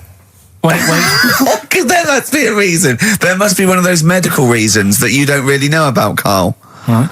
And another bit. This was the best one, right? Grab it! Right. There's this fella, and he was on his bike, right, Yeah. cycling to work or whatever, and he sort of sees this thing in the corner of his eye. Right? Literally in the corner of his eye. Or you mean he saw He just said he saw in his something. peripheral He vision? saw Okay, something yeah. and thought, what's that? Yeah. So he thought, oh, doesn't matter, whatever. And he stops off at a cafe, right? Yeah. Get a little scone, a tea or whatever. And he goes in there and he's sat down, and the waiter comes over. He says, yeah, what do you want? He said, I'll have a scone and a tea. He goes, all right then. So he goes to get it, comes back. As he puts the tea and the scone down, his face is like, what is that? Right? Like a look of frightenedness on his face. Right? Drops the tea and legs it. So the fella's going, what? So he legs it after the bloke and goes, what? And he says, something came out of your nose. That was massive. Sorry, something came out of the Listen, guy this is all serving. true because people would have watched it, so don't start saying it Sorry, didn't but hang on, I happen. just need to clarify. The guy on the I bike. don't believe he ran away. Wait a I minute. don't believe he legged it. I don't believe he had a look of frightenedness on his face, and I don't believe he said something massive came out your nose. Wait a minute. And I don't even believe he had a cup of tea in a scone. These are the things that I think are embellished. But who had something coming out of his nose? Was it the guy serving the scone? The one who was on the bike who ordered the scone, Yeah, but what It was came it? out of his nose. Yeah, what was it? Came out of his nose. right? So he goes home and he thinks, I've got to sort this out because it's not good and that. So he But what? No, it was out of his nose. So you mean it poked out of his nose? It didn't come out. It just said hello and then it... It was like the maggot in the head. Yeah, he yeah, Popped, it just- popped his head out, had a look around and went back in. Why I did was the bloke drop the tea and run? well, it's weird, isn't it? All right, so he goes home. He goes home and he goes, oh, God, you know. So he sits in front of the mirror and he's sat there waiting. This thing comes out. Again, sort of looks round, goes back in again. So he goes, oh, No scones. right. No, it's- So he goes, I've got to sort this out. He goes to the doctors, says to the doctor, I've got something up my nose. It just keeps coming out and having a look round, going back in. Didn't say So that. the doctor's like, oh, I haven't heard of that before, right? Didn't say that. So sat there. It does it again. The doctor looks, frightened again. Runs away. yeah. He, No, he didn't run away. Well, he's got a look of frightenedness on his face. he had a look of medical frightenedness. Yeah. He dropped his stethoscope and legged it. No, he said, I know what it was. So what? So you got a leech up your nose. He had a leech about that long. What's radio? Well, how long's that? 4 inches. 4 inches coming out of his nose. Next time it stuck its head out, he grabbed it, pulled it out. That's horrible though, isn't it? Isn't it? Can I just remind people, just let people know, when Karl was saying it was about that long and Ricky said 4 inches, he was using his fingers. Oh yeah, he didn't have his There's nothing else there. fella out. No. So he had a leech up his nose. How did he get a leech up his nose? Don't know, again, I'm not that bothered about that bit. It's just- all the footage and stuff. Oh, play a record. Brilliant programme. Yeah. It's just the same. He just sees that. He gets fast. He doesn't read on. His education is just sound bites and self-embellishment in his own head. Yeah. Well, It's true, like 'cause people- he gets all his news from Ananova and he just reads the headline. Yeah. Wow. And he just doesn't bother reading it. But he considers that education. He Well- gets annoyed if you think that more Please information is don't useful. get going on that, 'cause we'll talk about that later. If you're going I'll to tell start you having what. a go. Right, okay. Okay, we're going to play a song now, and I'm going to tell London Karl's confusion over evolution. Right. Better you two? Oh, brilliant. Sweetest thing. 104.9 XFM, 104.9. U2, the sweetest thing on XFM. Ricky Gervais, Steve Merchant, Karl Pilkington. So we're with Karl in the week. So what can we could do this week? I was saying, well, don't do Rockbusters. That's dead in the water. I hope the listening public agree with me. He's going, well, why don't I teach you stuff again? Remember what I taught you last week? I went, no, no idea. Were you joking? I went, no. And he went, Ivan the Terrible gouged out a fella's eyes. Yeah. He actually said Ivan the Terrible at the time. Yeah. So I can't remember. This was a man who had built Yeah. something for Ivan the Terrible, and then Ivan but his gouged idea of eye out. education is telling someone something that knows more about the subject than him, so they can correct him when he's telling them it. And so I said, well, I don't know. And he gets annoyed that me and you are dubious against monkeys who perform bank robberies. And he goes, but you believe in Newton. He doesn't know the difference. I was trying to explain the laws of the universe, right? It was going, what do we do? And so all I come up with, I thought somewhat interesting. When you tell a child maths, you say you've got 3 potatoes and you've got 4 potatoes. I have to do that with science to Karl. Yeah. So I ended up saying, imagine you're in a shopping trolley with loads of house bricks. If you throw the house bricks out, you'll go the other way. He loved that. Right. He didn't you? Because I didn't know that would happen. And it's sort of useful to know. It sort of explained a bit to me and stuff. Yeah. Right? And that's why I like doing stuff every week. I think listeners go away going, well, I didn't know that. Do you know what I mean? Karl told me something there. They forget it instantly, just like we do. We're don't. friends of yours, and we forget it instantly. No, the annoying thing with you is, Steve, not so much Ricky, at least he'll listen now and again, he'll just dismiss stuff straight away. I told you loads of stuff yesterday, I taught you loads of stuff. But Karl, what you consider education... What did you hang on. What you consider education, I consider tittle-tattle. Well, It's not education. Do you know what I mean? You seem to think it's education. It's just kind of gossip, stories you've sort of half read. right, all right. Example of yesterday. Goldfish have longer memories than people think they do. Yeah. You said no, it's rubbish. No, we didn't. We said, No, where'd you get that we said, from? We where'd you said, get the oh, really? information from? Yeah. There's not enough information there for it to be educational because what you said Because is it's also longer than you relative. think. I don't know. Because that as a statement, it has no objectivity. Goldfish's memories are longer than some people think. That isn't a fact.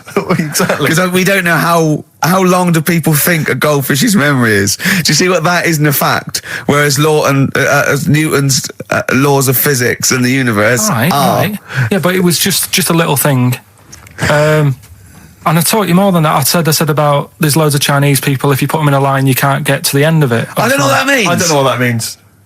There's loads of Chinese people. We know that, but what? If we put them in a line, we can't get to the end of it. We just say there's about 1 billion Chinese people in the world. But what really annoys me is, right, I read something on the internet the other day, because I'm always trying to learn stuff. Yeah, no, you are. I know you are. Right? Yeah. And you're having a go at me because you're saying, well, what does that mean? Yeah, there was a report on, I think it was on Nova or BBC News website. It said, the world may end in 32 million years. Right, first of all, it says may, it doesn't say it will. And 32 million, who's going to argue with that? And yet they're allowed to put that on a website. You're not having a go at them. No, but you Carl, didn't read on. There's more information. That wasn't meant to be a news flash to worry people. That was like, oh, scientists have discovered that possibility. That was just like. Yeah, but again, possibility. No, but Carl, Yeah, but it's there's the other paragraphs that you haven't read. You see, that'll have to give need to, explanations they as need to to, why yeah. they think that might happen. So therefore, it becomes a news item. It becomes educational. It's not just the headline, the bullet point. The headline's just supposed to. It's supposed to draw you into the story, so you read on. That's not all the information. But then I was trying to come up with things to excite him, and I realised that I was opening a can of worms. I was trying to come up with facts for him. He was going, give me facts. So I said, oh, okay. Why can't an owl? Why does an owl have to turn its sort of head 180 degrees? And I said, it's because the eyes are so large, has a huge focal point for its sight, that they can't move within the skull, right? And he went, well, why'd they do that? Why don't they just do it, give them normal eyes, and then not have to turn their head? I went, what do you mean? Why didn't they? He went, well, whoever did that. I went, well, it was evolution. He went, it's like giraffes. I read the giraffes grew their necks to eat food. So they didn't grow their necks to get the food. The ones that had upshots lived longer and so got the food and passed on their. He went, yeah, but why didn't they just give them wings? I went, why didn't who just give them wings? He got angry and went, whoever gave them the necks.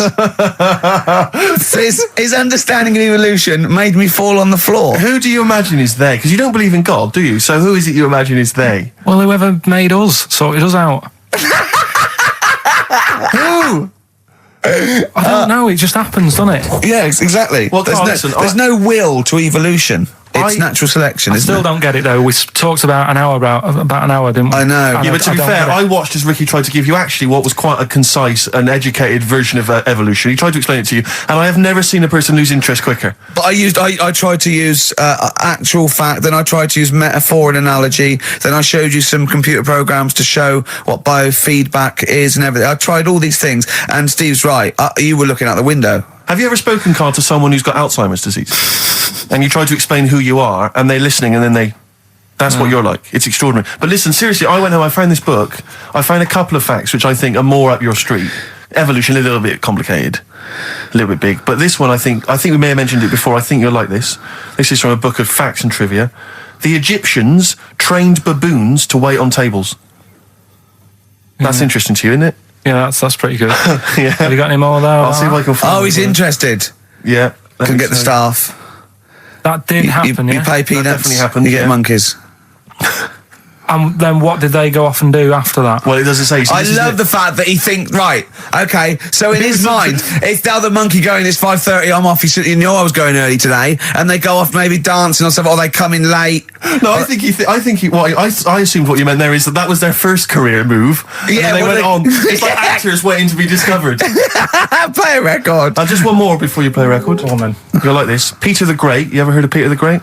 No. Okay, well anyway, Peter the Great had his wife's lover executed. You'll love this, Carl. Right, so his wife had a lover, he had him executed, and he put his head into a jar of alcohol, and his wife had to keep it in her bedroom. Do you understand? That's every time every morning she'd wake up and there was her lover's head in a jar. Who took his head off? He took his own head off. Play a record. Play a record. She had a lover, and never mind. Never mind. It couldn't be any more concise. Mad World on XFM. We just had a text, Rick, from Andrew Barnes. He says he watched the same documentary, it would appear, as Carl did in the week. And he says here, just to clarify, the leech nose man got it up there when drinking from a muddy stream. And he goes on, one can only imagine the frightenedness he experienced. Carl. Explain to him once more what happened with Peter the Great. All right, so we've got Peter the Great. Yeah. Okay. And his wife had a lover. That's another man. Another man. Not Peter the Great. She was having an affair with someone else. Right. And Peter the Great, he found out about that. Okay. Yeah. So he sliced off this bloke's head. He killed him. He executed him. Right. You with me so far? The fella who Jesus. she was seeing for a bit. Yeah, there's only two fellas involved. There's two people though. involved. One's Peter the Great, the other one's Right, not. right. The guy that's not Peter the Great, Derek the terrible. Derek the rubbish. Yeah. Right? He's having an affair with Peter the Great's missus. So Peter the Great slices off his head, puts it inside a jar of alcohol to preserve it, and puts it in his wife's bedroom. So every morning she wakes up, she sees her dead lover's head. You'd have thought he wouldn't have wanted to remember, wouldn't you? Oh. Best bury the head so she don't remember. Well, it was a reminder so as not to put it about. And did it work? Oh, I don't know. I love that. Again, that to me is an amazing thing to do. And you go, did it work? I mean, you've got quite an interesting mind, actually. I mean, you are, in some ways, really, really bright and intelligent. I love the way you think. You're one of the cleverest blokes in some ways that I know. Dad always says I've got common sense. Well, Yeah. And that's more important than knowing about, But it's like you follow the subplot, which is quite an interesting thing. Do you know what I mean? It's like you tell you a story, you'll always pick up on something that I didn't even think was an important bit. It's like you're looking out of the window all the time. So what's important about that head thing? What do you mean? The head in a jar. It's a grotesque thing to do. It shows ego, power, cruelty, and revenge. although I think it probably did work because he is called Peter the Great. Yeah. So you'd assume he got it right. Yeah. I don't see how you can query that. That's the sort of facts you give us. You see now, you're on the other side of the fence, and you've got questions just like we've always got questions. No, but in Karl's thing, it would have been, turns out, some weird happened, right? And he was still alive. Yeah. And so she was still having sex with body. And his head was watching. Yeah. And Peter the Great didn't even know. See how he's perked up? I understand what you're saying. Now I've learned some other stuff, so I'll see if I can, educate you a bit before 3. But I want to know. To see what I'll tell you what education I want. I want to know what sort of things I can buy this weekend. Butt plugs. No. Have you got any adverts? Oh, yeah. It's My Life and No Doubt on XFM, their Yeah. version of the Talk Love it. song. Love it. You've enjoyed that, Rick? Yeah, on XFM 104.9. Right, Karl. This is where he shines. This is what Karl gets Mondays off for. Yeah. Okay, Karl, what is it? You want to explain this? It's the bit when I'm in a film and sort of edit me into it, so I'm like an actor in a major film. Yeah. We've done Kes, we've done One Flew Over the Cuckoo's Nest, Shining, stuff like that. Mm-hmm. This week, it's A Few Good Men. Brilliant Okay. film. Brilliant film. With Jack Nicholson and that. Yeah. So you listen to this, and we'll give the question later on, probably. Let's give it after this. All right. Yeah, we'll give it after we've All heard right. the clip. I haven't really got one sorted, but I'll think of one whilst it's on. So have a listen to this, take everything in, and then the question at the end. So it's a scene where it's the court case. Yeah. All right? All right. All rise. Call your witness. Yeah, he's just coming now. All right, Jack. Colonel, What? I'd appreciate if he would address me as Colonel or Sir. I believe I've earned it. Defense counsel will address the witness as Colonel or Sir. All right. All right, Colonel. Bit smart today with all the All the army stuff on? You ever served in an infantry unit, son? Nah. Brother did. He was in the army. He got kicked out though, because he went for a packet of fags in a tank. Weird that, isn't it? No, it's not. It's tragic. I wouldn't say it's tragic. I'll show you something tragic. I always carry this book around with me. I always show it to people. It's got like the top 50 weird people in the world in it, right? It's all sorts of weird stuff in it. Look at this one here. It's a fella, right? He's got 2 heads. And the weird thing is, right, is the top 50 weird people in the world. He's at number 50, he's got 2 heads. Right? Makes you wonder what's going to be at number 1, doesn't it? Are these really the questions that I was called here to answer? No, but look at it. Imagine if you were his mate. You wouldn't get a word in edgeways, would you? If you maybe he didn't have any friends. Probably right. They say, don't they? They say 2's company, 3's a crowd. So. Please tell me that you have something more, Lieutenant. Yeah, I got loads more. For this fella at number 36, look at him. 3 legs. Little fella with 3 legs, right? Guess what his job is? My answer is I don't have the first damn clue. Well, I'll tell you. He's a juggler. I beg your pardon? He's a juggler. This is ridiculous. I know it's ridiculous. You're probably thinking what I'm thinking. Why wasn't he a footballer? Be great at keepy uppies and that. I'll answer the question. You want answers? Yeah, it's just that I'd like to know the truth. Because you can't handle the truth! Gentlemen. Well, I've paid for the book, so I think I'm entitled to know why. I don't give a damn what you think you are entitled to. You better get somewhere fast with this, Lieutenant. What about this one then? This lad here, he's 12 years old, he looks 48. What do you think? No. Why not, though? You said you didn't want to know any more about the juggler. You didn't say you didn't want to know. I know what I said. I don't have to have it read back to me like All right. Lieutenant, do you have anything further for this witness? Well, just wanted to know if you thought Mr. Webfoot at number 42 should have took up swimming, but... Absolutely. And you'd say that now, wouldn't you? Forget it. Well, I don't know what to say, really. That's Karl Pilkington in the film A Few Good Men with Jack Nicholson, acting alongside Jack, and I have to say, giving him a run for his money. I think Karl is a really good actor. I genuinely think that. Should we put him in something? Yeah, definitely. Okay. Right, what's the question? What's his forte, do you think? Just sort of playing that sort of stuff. Okay. Deep stuff. Okay. Yeah, so we can sort that out. Think of a question there out of that little lot. You've not got one? Well, I've got it was at number 36, whatever it was. What was it? Don't know. Let's. It was number 50. It was at number 50. Yeah. All right then. Okay. Yeah. Who's number? What? Yeah. Well, yeah. What was odd about the guy who was at number 50 in the 50 weirdest people list? And just text in 83 XFM and put your address on there as well and that. What prizes are there, Carl? Loads of stuff. Yeah. Let me just have a quick look. Oh, that's actually not bad. There's Lord of the Rings on there. Michael Palin's Around the World in 80 Days. If you've not had a chance to see that yet, it's been repeated about 80 times. Look Around You, which is an excellent show. That's yeah, it's brilliant. Seen that. There's some other good stuff. That's not too bad. And also the relatively poor stand-up DVD, Ricky Gervais's live Animals show, which is mediocre. Can't give him away. Yeah. All right. And yeah, you can win all those prizes if you can answer which question again? Who was the fella who was at number 50 in my book? What was up with him? Excellent. Right, so let's got to play Thorns. some Thorns. Yeah? It's the most beautiful track. I can't get enough of this. You'll love it. You'll love this. Carl, come on, what's the matter with you? Oh, Thorns. that's No Blue Sky.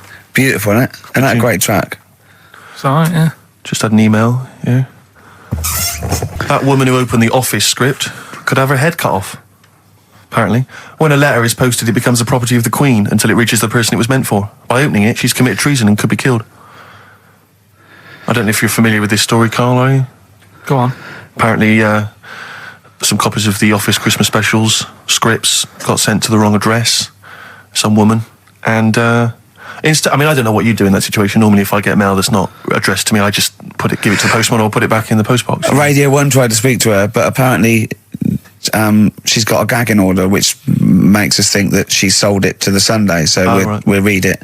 We'll read the plot of The Office tomorrow in the Sunday papers, which are ruin it for some people. Ruin it for a lot of people, yeah. But the other thing is, I mean, if it was sent to her, obviously her name wasn't on it.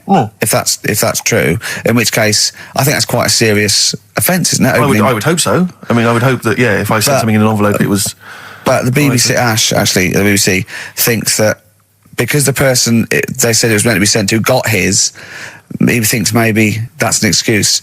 Maybe someone gave her the script and said, don't say it came from me. Yeah. So...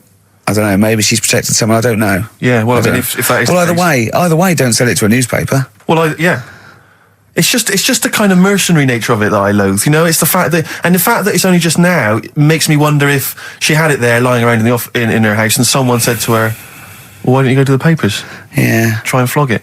But I just don't think I don't think she's going to get a lot for it, because people are going to see it soon. It's not like it's the Hitler Diaries. Well, they're not very well written. But, I mean... I don't know. I tell you what I'm frustrated by. It's just the fact that it's like we've worked hard to give people some kind of pleasure for this Christmas, you know, because a lot of people are very depressed, Rick, very low at this time of year. They've not got what they wanted. But we're trying to cheer them up, give them a bit of happiness. Yeah, but I think she'll be happy if she gets a lot of money. True. I don't know. I think it's just tacky, really. It's like, well, I just say, if you're a fan of the show and you don't want to know what happens, then don't read the Sundays Tomorrow, or at least avoid it when it says we tell you what happened. But the papers might not ruin it. The papers might go... We've got them, but we're not going to ruin it for people. That'd be a nice gesture. But all I can say is it's a good job that I send out the prizes. Because that Michael Palin around the world in 80 days will be going to the person who won it. Yeah. And if someone else receives it, they better not try and, do you know what I mean, keep it. It should go to the winner. Yeah, exactly. Right? That is a very good point. So, be warned. Don't open things that weren't addressed to you. Yeah. Pandora's box. There's some sort of lesson there. Yeah. What happened? All the evils of the world, wasn't it? Pretty much. What? Yeah. Oh, don't try and explain it to Carl. No, Pandora's box. Go on. Well, told not to open it, opened it, released all the evils that are in the world now. But did the person say if you open it, loads of evil will come out? It's not true. It's not true. It didn't really happen. It's not like evolution. It's not the truth. But you remember that? Yeah, you won't listen to some of my stuff. Like goldfish and stuff. No, it's not that we don't listen to it. It's that you would pass off how all the evils in the world got here. Because on Anna Nova it would be, Pandora opens box. Actually, speaking of headlines. Here we go. Okay, look, imagine if Pilkington was on News at 10, okay? We should just explain, you cannot be bothered to read an entire news story. You get everything you need from a headline, don't you? Well, I think... it's enough. I think if they did... Well, let's see if this is enough. Let's see if Trevor McDonald just read this on the News at 10, it'd be short and you get back to the football, whatever. Here we go. And here is the News at 2:15 with Karl Pilkington. Bong. Man who walks backwards around lake falls in. Bong. Chinese woman eats dirt. Bong. Man lives in rubbish dump for 10 years. Brilliant. Bong. Czech family says they've got a rabbit with 3 knobs. Right. Done. Sorry, can you just read a little bit more of the Czech family with 3 knobs? Just about a family. Not read it to yourself. Read it out on there. Just about. He can't read it to himself. I tell him to read it to himself. We still hear it. No, he was, because I could see his lips moving. Go on. Just this fella who had 3 rabbits. Right, just think of this is Trevor McDonald. Yeah. Okay, carry on, Carl. Okay, well, here's the news. Right, good, brilliant. Go on. There's a fella. He's got 3 rabbits and that, and then he checks them out. Right. Yeah. 2 of the rabbits have got 2 knobs each. Right. And he goes, that's a bit weird, isn't it? Sure. And they're throwing them around, sort of chucking, showing them around the family and stuff, saying, look at that, that's weird. Picks up the 3rd one. It's got 3. Yeah. So they ate the 2 with 2 because they thought they best keep the 3rd one because a little bit lucky in that. Yeah. It is lucky. 3 knobs there, yeah. Now here's the sports news, and that's how it would work. Yeah, okay, brilliant. We'll read about the Chinese woman who eats dirt. I'm interested in that. That's it. That is the story, then. What more do you need to know? It's well, I want to know a little bit more. Can you just embellish it? 78-year-old Chinese woman. She says she's 78. Makes you wonder. Yeah. With my theory. Carl's theory is that Chinese people don't age well, and so those Chinese people that are saying they're 112 are really only 33. That's why he doesn't want to be recognised, because he doesn't want to walk out from here into Chinatown. Yeah. It just says she's been eating soil for 70 years. She's ate about 10 tons of the stuff, and it's done her no harm. Kept her grounded. It's probably all right for you, isn't it? Because it passes through, doesn't it? Yeah. Well, they say, don't they, if you're having a kid, let it play in soil and that, because... well, that's to get it immune, But lots of, like, things with sort of birds and reptiles sometimes swallow soil and stones because it grinds up stuff, breaks down cellulose for them. Doesn't do you any harm. All right, then. One more fact from this book for you, Carl. Apparently, officially, the Second World War is not over. It's not actually over because there's never been an official treaty signed between Germany and Russia. So it's still going on. Interesting or not? Not as good as the monkey one and the woman who eats dirt. And the Peter the Great and that. Sure. But, yeah, it is over, isn't it? Isn't it, though? That's what I mean about you annoying me with stuff that you go, oh, that's interesting. I don't think that is interesting. Okay. There was, what was it I learnt? What was it I learned? Think of that as a question. Well, we're all trying to figure that out. Yeah, go on. Leonardo... DiCaprio? The painter. Da Vinci. He could write with one hand, draw with the other at the same time. Right. Yeah, that's good. It's all right. That's interesting, isn't it? Yeah, it's all right. Well, if you have an interesting fact for Karl Pilkington that you think he might be intrigued by, email ricky.gervais@xfm.co.uk. What have we got coming up? What have we got coming up? More education stuff. Some good tunes and that. Yeah. And a bit of Outcast. Yeah. Outcast. Hey Ya on XFM 104.9. I'm Ricky Gervais. With me, Steve Merchant. And over there, Karl Pilkington. Now we've got a new feature. Well, I don't know if it should become a feature every week, Rick. I'm not sure it's got legs for that. No. But maybe in the absence of Rockbusters. Basically, I was looking through the pigeonhole, and we got a lot of stuff sent to us, a lot of junk, stuff we don't really want. Yeah. And a lot of people, for some reason, they send us... Begging letters, a lot of that. We get sent a lot of CDs by people, bands, artists, who have not yet been signed. Maybe they've knocked something together in their bedroom, they got a band, and they just, for some reason, they want our feedback. They want us to sort of give them some thoughts on what they think, where they're going wrong, stuff like that. And I just thought, I was having to clear out, and I thought, why not just give them a little chance, Yeah. Just throw them a bone, Rick. Honest critique? Honest critique of some of the artists that sent us stuff. Okay, go these on are bands that have not been, they've not got a record contract. This is exciting. Okay, name the 3 bands first. Well, we'll go through them individually, and I'll hear a little snatch, and then I'll get your opinions, both from you, Rick. I know you've been in the music business, you've got a good general knowledge of music, you've got good taste. Big time, and also Karl Pilkington's views as well. Yeah. We know what to think of them. So this first band is called Kellerton Road. I'm sure they're very excited. As I said their name then, they probably can't believe it. They're phoning each other now. They're getting so excited. All friends are phoning them now. Yeah, Turn your phone off. They can't people in this band. You don't want to... Yeah. Well, okay, then Kellerton Road. Kellerton Road. Play a track from them. So that's Kellerton Road. I think that's a track called Secretly. And looking on the back here, there's 6 of them in the band. They all pretty much look the same. They've got the long hair, the usual sort of look. What do you make of them, Rick? All right. Yeah? Quite like that? Good, yeah. I mean, bit generic. The chorus was a little bit simplistic. I like good production, good musicianship. Reminds you of something maybe like the Thrills, that sort of thing? Yeah. I mean, good. Jukebox or junk box? What's a junk box? I'm just trying to make it sound snappy. Jukebox or junk box? Don't, because you haven't got it. Don't ever stick to what you're good at. Okay.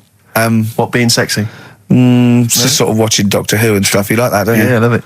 Okay, then right. What's the next one? So let's just ask Karl Pilkington's opinion. Karl, what were your thoughts? Yeah, it's all right. Yeah. That's it, is it? Yep. Is that why you no longer write for the enemy? Go on. So what's this next one you've got for us then, Karl? Toffee. Toffee. It's called Born Depressed. Oh dear. Brilliant. Is it about you? I quite like that. Yeah. I sort of bit glammy, bit underground. Yeah. What do you make of the name, Toffee? I don't like the name. It's not great, is it? No, but I quite like that track. Quite like the track. I'm just looking at the CD, they've made it themselves, and basically the band feature on there completely nude. Oh. What do you... Well, we know what we think of that. What do you think of that, Karl? Let's do that. Let's have a look, though. Have a look there. That's no point, is it? There's quite a lot of blokes and there's one naked lady. Just having a look, though. Yeah. What are you looking at the blokes? What are you looking at? Why are you looking at the blokes? Knob. Just having a look. But you look at their knob. I can see by the way your eyes are looking. I'm looking at the woman's knob, though. Well, she won't be happy with that. No, that's a bloke, Carl. Yeah, that's where you've been going wrong. Yeah, that's the woman. Yeah, that's what I was looking at, that one. The woman's knob, so that's all right. Yeah, good. So Rick, hit parade or shit parade?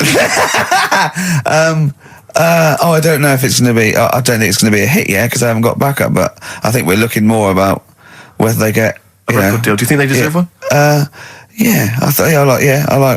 Yeah, thumbs up for both of them. Okay, excellent. Well done. All right, well done. And Carl, play the last one then. What did you make of it? Sorry, we didn't ask your opinion. We weren't interested. Like to see him on CD UK. Just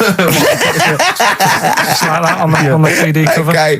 Right. And this last act, I think, is this right? Picture Centre? Yeah. Picture Centre. Picture Centre. My favourite. You like that? Yeah, that's my favourite out of all of them. Good. There's a bit of Amy Mann in there. A little bit Cocteau Twins. Yeah.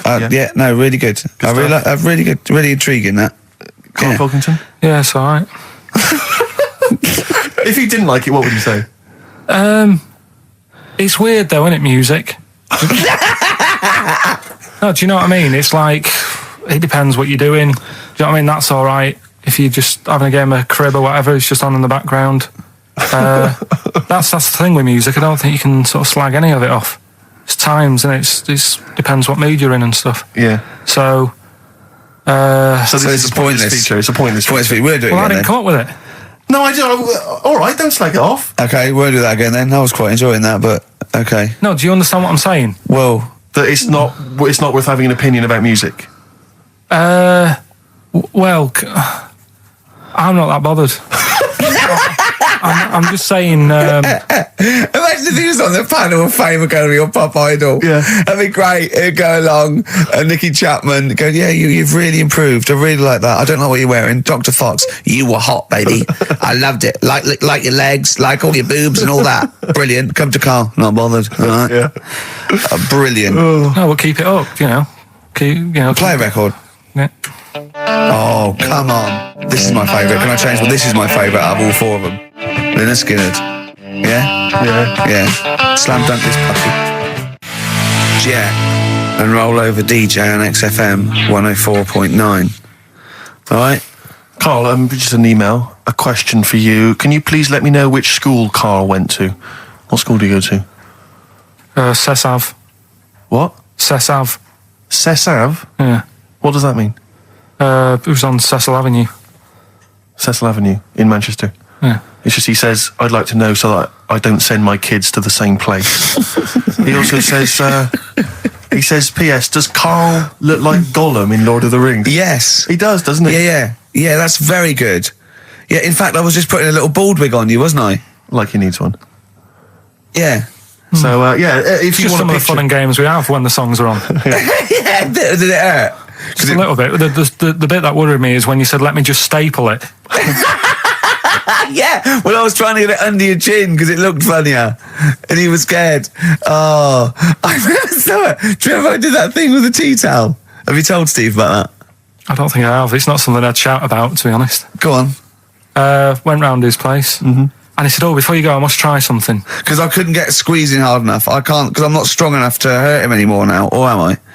I think I can take it a bit more than I could at the start. Yeah, so I wanted to squeeze his head more. So what did I do? So he said, just hang on, I've got a tea towel. He brought a tea towel in now. I need something sort of long and thin. What can I get? He's asking his girlfriend, where's that there? Comes in with a spatula. Right? He puts the tea towel on my head and manages to sort of put the spatula in and turn it round so that the tea towel is tightening on my head. Yeah. Using little pressure, would you say, from you? Yeah, just little. It's brilliant. It was like a tourniquet, and I just turned it a little bit, and he screamed almost straight away, didn't you? It hurts. But why did you think that was good? When would you need to use that tool? I knew. I did it on my other bald mate, Rob, who was over, and he screamed as well. Because he just put a tea towel around, like a little bandana, just stick the wooden spoon down the back, just turn it, and it's even half a turn, isn't it? And it really... Hopefully children listening will be trying that on their friends. No, they won't. Don't try that at home. I've got another fact for you, Carl. It might be of interest to you. This is the final one. The ancient Babylonians had few... What? And just stop you there. What's a Babylonian? My head It's gonna burst. What do you mean, what's a Babylonian? I've never heard of one. No, but we'll work out, what's an Evertonian? Someone who supports Everton Well, or from? from Liverpool. Yeah, so what's a Babylonian? He's from Baba. Yeah, well, anyway, some people from Baba, ancient Baba, they didn't have very many doctors in those days, all right? Because they felt that illnesses should be left to the wisdom of the public, right? So if you were sick, okay, you were placed in the city centre, right? And then a passerby... Outside Baba. Outside Baba. And a passerby who had suffered from the same ailment or who had seen it treated in the past, they would pass by, they would give them advice on how to be cured. Do you understand? So there'd be no doctors, just people passing by would see, they'd say, what's wrong with you? And they'd say, well, blah, blah, blah, I've had the same thing, here's some advice. And pedestrians were forbidden to pass such an individual without inquiring about the complaint and prescribing for it if they knew how to. So hang on, so there's someone ill. Yeah. It's outside the town hall. Yeah. People walk past, go, what's up with you? They go, oh, my foot hurts. And they go, you've got to do this to get rid of that. Yeah. And were they ever right? Well, what do you mean? Were they ever right? Well, how do we know? What are you telling me? What? What have you just told me? What am I meant to take from that? You just said strangers sort of say, you've got that wrong with you. I think he's sulking. I don't think he's ever going to take anything we tell him again because we don't. No, but I don't like the fact understand that goes, monkeys can do armed robberies, and we go, no, they can't. I don't understand what the problem is. But how is that different from telling me that a Chinese woman ate dirt? How is that not the same sort of Because that's fact? weird. Someone sat in Trafalgar Square going, I've got a headache and I go take some Nurofen, isn't shocking. I'm not a doctor. I've given him a bit of advice. But neither is the dirt lady. She's not particularly interesting. Neither of them are particularly interesting. I'm just trying to give you an example of the same sort of drivel you feed us every week. Would you sort of have tea round at her house? It's weird.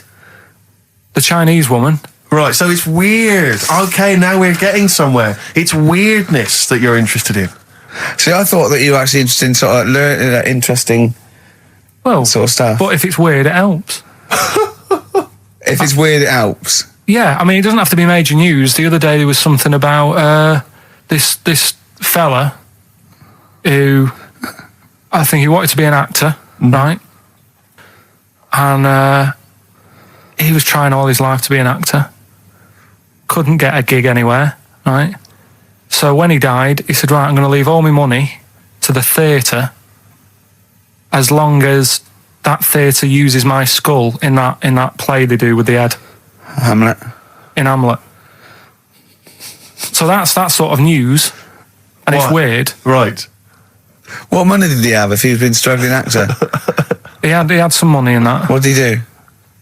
I don't know. Oh, that's what I'm interested in, what he did. Yeah, No, that's but what it me and doesn't Steve. matter, though. Yeah, that's what me and Steve were interested in, what he did, how he earned his money.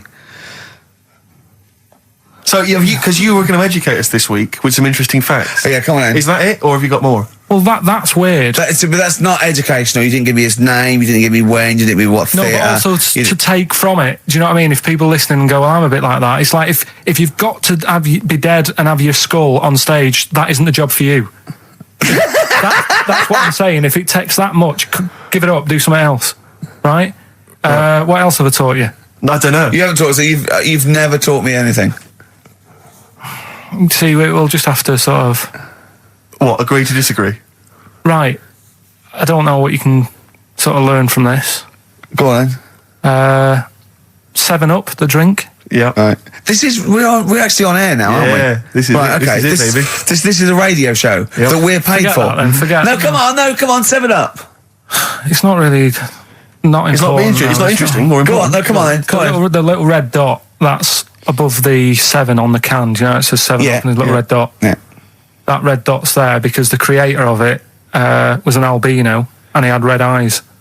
And he had that little thing there as his little trademark. Is that true? It's true. That's quite interesting. Right then. So that's what I'm saying. It's not that important, but it's interesting. If it's true, that's interesting. It isn't. It's true and it's interesting. Okay, that's good. You know, Coke used to contain real cocaine. So Well, they used to be medicines, didn't they? tonics, yeah. No, they were medicines. I read that tomato ketchup and Coca-Cola started off as medicines. Probably not a medicine, probably more of a tonic, because it probably a pick me up, wasn't it? If I had coke in it and caffeine and sugar, and same as ketchup. probably lots of vitamin C and lots of sugar. It was probably more of a tonic. It wasn't really a medicine. They didn't say, cancer, have this on your chips. It's some HP. Wasn't a medicine, it was... Well, it was, kind of. All right, okay, let's agree to disagree on that particular one. Okay, all right, yeah. Is that it, Carl? What else? Because you've Any other legendary facts? this week. You've given us the 7-Up thing, okay. I've told you about the goldfish. Not really, but yeah. You didn't tell us anything about goldfish. This is your fact, right? You know what? A goldfish might have longer memories than some people think. That's not a fact. That under no circumstances would imagine Magnus Magnuson saying, what animals might have longer memories than most people think? This is goldfish, correct? Imagine that as a question. How is that a fact? If you ever have children and you can educate them with this kind of drivel, is this how you're going to raise your kids? So their minds just pumped full of That'd this be my rubbish? job. I'd keep them interested with stuff like that. Right. Yeah. Suzanne does the proper stuff. Yeah. So you agree there is some proper stuff? Yeah, but I wouldn't make him do it. I'd just sort of leave the book there, and then if he read it, I'd go, that's good. That is. What book would you think? What, the 50th freakiest people ever to be born?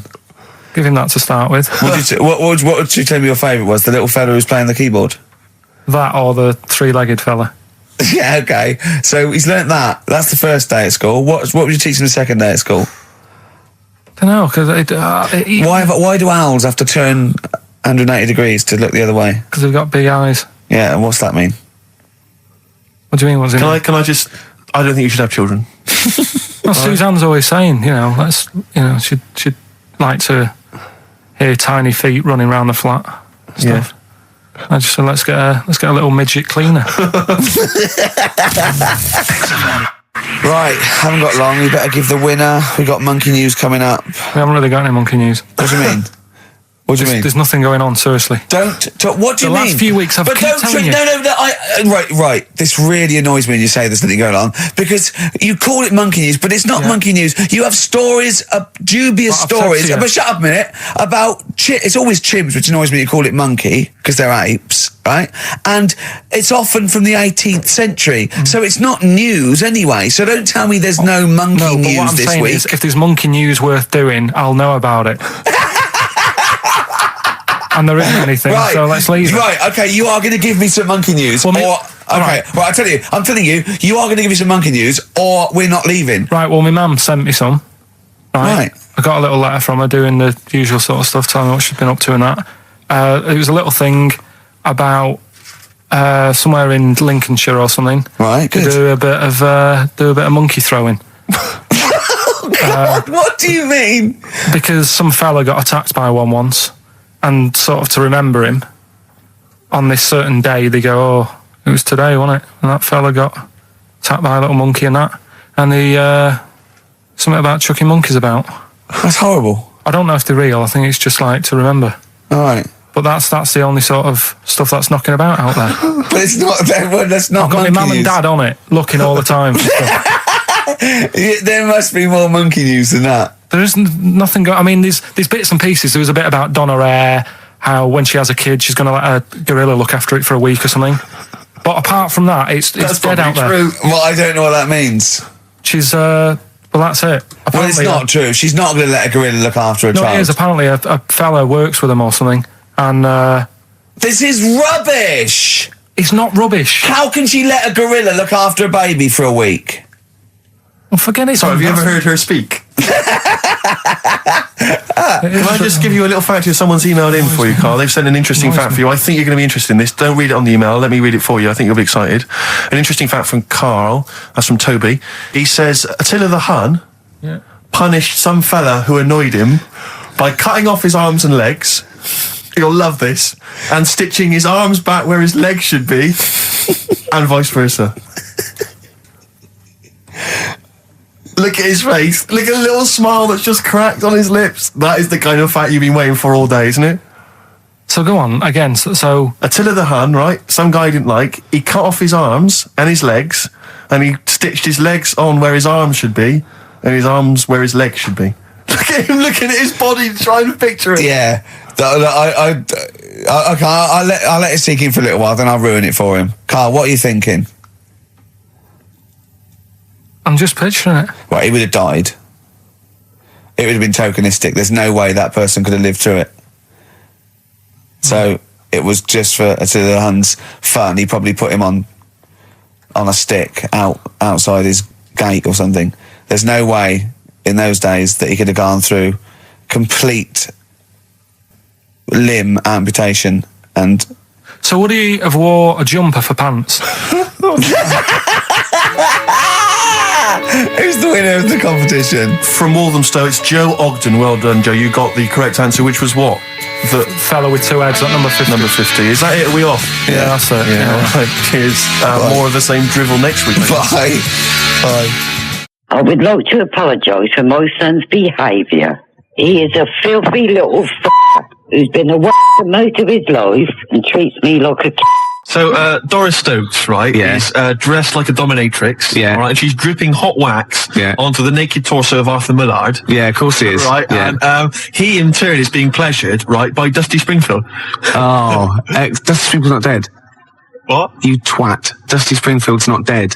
Yes, she is. No, she isn't. She is! Of course she's not! She's dead, of course she's dead. Of course she's not dead! Who am I thinking of? I don't know. Dusty Springfield's alive and well. And playing with Arthur Millard. No, she's not dead. Oh, God. Well, excellent. Oh. It was going so well, wasn't it? Oh. I like the bit up until then, though. Yeah. I like the idea of her and Millard. Well, that's all true. In a farm. We can't do that anyway. Still see you can't do that on the radio, talking about that sort of thing. I'll tell you what, though. If we're going to pick on a dead person, why pick Doris Stokes? I don't know. The one dead person you don't pick. I know. God. I'll have to convince her she's dead. But even in real life, she'd harness the powers of the dark side, so we don't really want her to get on that, you know. She liked the dark side. Getting on our That was her backs. favourite. She's getting on our backs. Don't get me started on that. Oh, goodness me, it's just nothing but innuendo and Dusty libel. I don't believe it. We're in trouble now. We're in trouble. Oh, God. You should have picked someone like Scylla, who is dead. Muff Shandy says turn it up. Earplugs are gay. Earplugs are gay. Hear what I say now. Earplugs are gay. Get them out the way now. Feel the need to make them bleed. My brain needs noise to speak. Mother. The new single by Muff Shandy, Earplugs are gay. And the bloke with the gimp mask and the umbrella said, Doris, I'm not doing that. We're leaving it. We're leaving it. Go on, sorry. I was talking to my parents on the phone the other day, and I started swearing, and I've never done this before, and it's a terrible thing because I've crossed this barrier now, across this line, which previously for 23 odd years I'd managed to sort of stay the right side of. Yeah. I'm talking to my mum, and she mentions to me that I'm going to lose a lot of money. I don't want to go into it, but I'm going to lose a lot of money. And she told me how much. It was £5,000 or something. She went, I went, effing hell.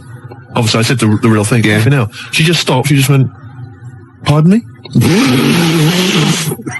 And I thought, what have I done? I thought, I can't explain myself, because she didn't know that I knew those words. So I just said, that's a lot of money. That got you out of it. That got me out of it. Yeah. But you know what I mean? That crossing that step. Yeah. It's quite a terrible thing. It's like, I look forward to the day when I can bring a girl home and say, look, I do know about sex. And twat. No, you can't. But when I was a kid and I first went to senior school, I started to learn all these swear words that I didn't know. Of course you can say the word twat. Right. You're not meant to. I started learning all these swear words, and I went home and I started using the word twat. I just thought it was a slightly stronger version of twit. Yeah, It's a bit tougher for some reason. Yeah. And so I used to go around saying that, and I'd go, my sister would say, stop ruining my Lego, and I'd go, you twat. Yeah. And, make your bed, Steve. No, you twat. I'd say to my mum, right? And I didn't realise what it meant. Right. And my dad, right, he didn't really know much about swear words, so he started using it as well. He started going, oh, you twat, Steve. And, do you want to clean the bath? No, you twat. And we just started using it all the time, right? Yeah. So then at school, Mark Johnson told me what it meant. Yeah. Right? Obviously, I'm stunned. I'm thinking I can't go around calling my mum a twat. Yeah. So I just stopped using it. Yeah. Like that, just stopped using it. But I didn't have the guts to tell my dad what it meant. Oh, no. So he carries on using it, and to this day, we were driving along, he'll say, to my mum, Elaine, watch where you're going, you twat, you great big twat. And I just want to say to him, Dad, don't say that to my mum, because she knows what it means. Oh, no, but really? She's not going to say to him, oh, God. Ron, would you stop saying that word? Because yeah, same thing happened to me. My dad still says fouch. Does he? Yeah. Oh, Felchin, talking of that, right, it's Doris Stokes. Yeah. She's got this huge... 4 sailors and a big bucket and like a weight. Well, that's it, Steve. Is it? It's the news now. Then we're out of here. Yeah. Yeah. Well, we've had a few laughs, a few tears. Yeah, well, don't go on about it. XFM 104.9, Ricky Gervais. Gervais, I've just thought of a great game. All right. Emma, who helps us out here, she's just brought in a couple of beers for us. Yeah. All right. And I know you We're going to drink them after the show because I do not drive the desk and drink. Absolutely. Yeah. Anyway, okay, don't pick it up. Okay, right. Because the thing is, there's a picture, all right. On the bottle, which I don't think you've seen it yet. No. Right, and I guarantee if I turn this bottle round, you're going to start... Again, this is good radio, isn't it? You're going to start laughing when you see this picture. Right. Now, before I turn it around, right, hopefully you will laugh spontaneously. Yeah. It's a new competition, all right? You can fact us in pictures. You can send pictures in the post, all right? Yeah. Any picture which I can then, during the show, hold up and show to Gervais. If he laughs spontaneously, you'll win a gift. You'll win a prize. That's a great competition, isn't Gervais. it? And great radio. And great radio. They'll be laughing at the picture at home, won't they? Exactly. They'll be going, no wonder he laughed. Look at that. Well, all right, there's simple things like that which don't work, but the point is... The point is, right... Anyway, you'll still try, okay. Let's test it. He's going to turn this little chubby pint of beer around, whatever it is. Just calm yourself. Okay, all right. Don't want you to... Hurry up, I want to drink it. You ready? Yeah.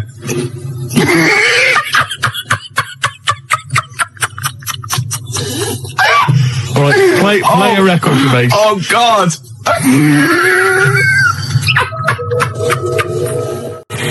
Blur and Tracy Jacks from 1965 there. Hey. Cheeky little monkeys. Well, I think we've established ourselves there now, Gervais. As radio gods. As radio gods. Yeah. We've come up with possibly the most enjoyable radio game in the history of all things. Basically, what we want you to do is send in pictures, drawings... Is it as good as this?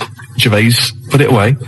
We want drawings, pictures, photographs. Okay, and what I'm going to do is I'm going to show them to Gervais midway through the show. You'll never know when. They might just suddenly pop up, and we'll see if Gervais laughs hysterically. And if he does, you win a prize. I guarantee it. Yeah. It could be that you'll win a couple of pulp tickets if we've got them to give away. Yeah. It might be that you win a crate of beer, anything. Yeah. Whatever we've got to hand, you'll win it if you can make Gervais laugh simply by me showing him a picture. The address is XFM, 97 Charlotte Street, London W1P 1LB, alright? And you can fax us, of course, 0171 580 1234. I must warn them that I really have been desensitised now because I sit opposite you. Well, exactly. Do you know how hideous and, like, ridiculous they've got to be to make me laugh? The pictures have got to be pretty odd. Yeah. The address, XFM, 97 Charlotte Street, London, W1P 1LB. Apart from bad lyrics as well, I like it when pop stars and marketing managers of record companies try and get clever with their titles for albums and stuff. Remember Wet Wet Wet? Popped in, sold out. Nice. Oh, lovely. Beautiful. And you know, Tony Banks out of Genesis, he did his solo project, and what he had, right, was the album there, and he had Banks across the top, right, and using the S to start the next word coming down was statement. Clever. Banks statement. Oh, I was watching Tony Banks, is he not the sports minister? Oh, I don't know. He was in Genesis when he was younger, though, wasn't he? I don't know. I think so. I don't know how it works. Well, because Phil Collins is Minister of Shite. Right. When I'm alone, right, and Jane's out, I sort of channel surf. I never watch a programme. Right. I sit down to it and I think 2 minutes. You shocked me. Yeah. And I just sort of going through and I was going back and forth between the Waltons and, like, the Box. Right. Music Television, You Control. Yep. MTV. VH1. Ooh. And I got a glimpse of Toya Wilcox, which I stopped, obviously. Yeah. And she's on one of these religious programmes. I think it was on BBC Two. I don't know what it was, but it was with that bloke. Oh, God. I can't tell this anecdote. I can't stand it if I don't know the name. He's sort of like a Jeremy Paxman type thing. You know, he went to university, he was going to be a serious journalist. He wanted to be KAD, but he settled for Les Dennis. Oh, one of those sort of people that was on That's Life. No, I'm not telling it until someone phones in. Toya Wilcox on a religious programme. What's that bloke's name? Then I'll tell it. 0171 580 2000. Gervais, have you ever watched an entire documentary all the way through? You don't know one, don't you? Beautiful. You don't look. Now, New Order's your favourite band of all time, isn't it? Yes, that's right. Paul Wright called. It was John Stapleton. Oh, was it? It was one of those, you know what I mean? It was sort of like the Paul Heine, Kieran, Prenderville, and Chris Searle, all that sort of type of thing. You know what I mean? Right. So, and this was on BBC Two. And it's always one of those people, you're sitting with people and they go, oh, I went to university with him. I know. And they suddenly realise it's not a proud thing, you know. I know. And they just go quiet. It's never impressive, is it? It's never Prince. No, exactly. Or, I don't know, somebody really great and groovy. Yeah. It's never, I don't know, say Rick Astley. And then you start realising that you're around someone's house and they go, and he comes on, you just don't say anything. Yeah. And then someone goes, didn't you go? No. No, I thought I did. It was the other one. It was Chris Sale. Did you go to anybody, at school with anybody? Michael Jackson. Did you? Yeah. Incredible. Yeah. Incredible. Yeah. Odd that. You went to school presumably in the States. Well, no. He was in Reading for a lot of his life. Right. Yeah. Was it some kind of exchange program? Yeah. We sent them, Charlie Chaplin, funnily enough. Did you? Yeah. Did you? Took a long time for them to get round it. You know what the Americans are like. You're making this up. Yeah. Anyway, Toya's talking to John Stapleton, and I suddenly realised it's a religious programme straight away, because it was over in the church. Right? And oh, you nothing gets past you, mate. No way. Could be archaeology is us. So wait a minute, whoa. Yeah, so people, Toya's on some religious program. It's not worth it. John Stapleton. Yeah. Okay. And I'm just flicked through and I went, hold on, it's Toya. And he goes, it was very spiritual. She went, yes. And I realised she was talking about a wedding. She was going, it was very, very spiritual indeed. And he said, but no hymns. She went, no, we had silence instead. Silence instead. So now we will do silence number 3. It's 4.5 minutes long, so keep your gob shut. Right? And I think, oh, what is she talking about? He went, she went, people are scared of, that was Chris Eubank. Right? She said, people are scared of silence. Yeah.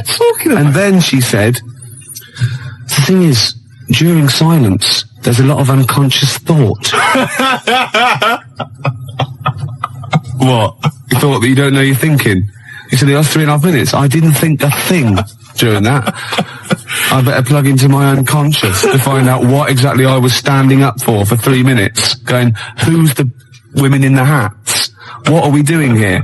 What a load of pretentious twaddle that Well, I've never liked Toya. I've never liked her. Oh, she's alright. That's all the more reason to hate her. No, I don't hate her. All those people I just mentioned, they don't come close to Lenny Henry. I saw another bit of him doing his stand-up in America. Oh God, it's so nauseating. He's got another series apparently. Does anyone like Lenny Henry? Oh, well, obviously. It's a massive star. Does anyone listening to this show really like Lenny Henry? Yeah. Or is there anyone that annoys me more than Lenny Henry? I should answer that one, shouldn't I? Yeah. Do I win a prize? I think what you want to do there is you want to speak correctly. It's another simple thing, Gervais, which will help you out in your radio career. Oh no, I'm a swerve driver. That's 3 minutes 41. I've got to pick one. 7 minutes to news. Gervais, whoa. Before you move on, can I just tell you, because we talked about celebrities and going to school with celebrities and things. Yeah. I have a very famous second cousin. Really? Yeah, I'm going to tell you who it is in a minute. Really? Yeah. And I've got the best joke in the world. Have you? I should have been trailing that. That'd have kept them on their tender hooks. Why are they sitting on tender hooks? So we've got... What are tender hooks? I think it's tenter hooks. I don't know what they are, but I don't think it's... What? Okay. 0171. Who annoys me more than Lenny Henry?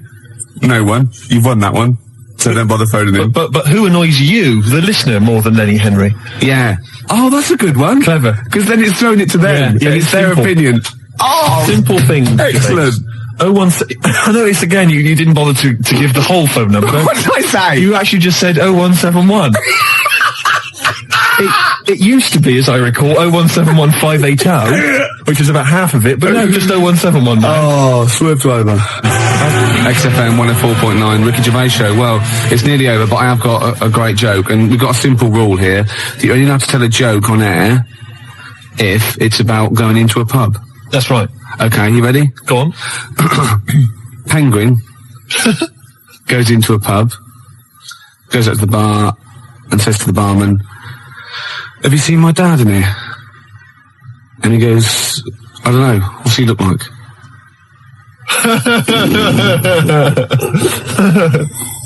Yeah, no, it's not bad. It's all right. It's all right. I had a similar one about something going into a pub. I think it was a turd and a wig, but I can't remember what the punchline is. If anyone knows, 01715802000. Something about a turd and a wig. Gervais, I've also obviously got my celebrity relation, which I'll tell you about in a minute. That's about it then. Yeah, we've enjoyed ourselves. Oh dear. Bald character, once drummer for Genesis, is more annoying. Who's lost this for? Smoked fish. Oh, what? What? What's this, Emma? That is What? tenterhooks are. Oh, what are they? Oh, tenterhooks are what? It's what smoked fish are hung from. Excellent. And bald character, that is, he's more annoying than Lenny Henry. Henry. Okay. Once drummer for Genesis, well, that's Phil Collins. You can't say that. Of course you can. I can say Phil Collins is more, it's a matter of opinion, isn't it? Yeah, but he said that on the phone. He said, please don't say that, it's a bit mean. Phil Collins is a deeply boring man. Anyone can say that. I won't say who it is who said it then. Okay. We've got out of it, haven't we? Joe Pasquale is less funny. Ooh, yeah, okay. Who's that? I mean, the point is that you can say that Phil Collins is a bold, boring man in the same way you can say Andy Peters is a raging... Gervais, Jilly thinks I'm adorable, apparently. Gervais, I don't think we've got time to really talk about this. Okay, what have we got to do next week? Oh, we can't say who your celebrity was, but I just thought we could phone in who you think it is. I mean, I've got a few ideas who your celebrity second cousin is. Your mum. Mr. Ed? No. Godzilla? No. The point is that this is a real celebrity, so, I mean, okay, celebrity. So, I'm not making it up. It's not going to be as exciting as, whoa, it's Elvis or whatever. It's not that goofy, but it's still... they do share some of your genetic material. No, you wouldn't know it. Really? No, normal? You will, yeah. Symmetrical? Really? A good-looking person. Blood reaching the surface? A good-looking person. Really? Yeah. Fantastic. They probably denied your existence, or they're obviously going to deny that they're related to you then, aren't they? Well, I'd say I tried to get some of their money. No. What else do we do? Send me some hideous pictures. Yeah, I'll just give the address again. XFM, 97 Charlotte Street, London, W1P. I've got to go to the pub. 4 o'clock again. Yeah.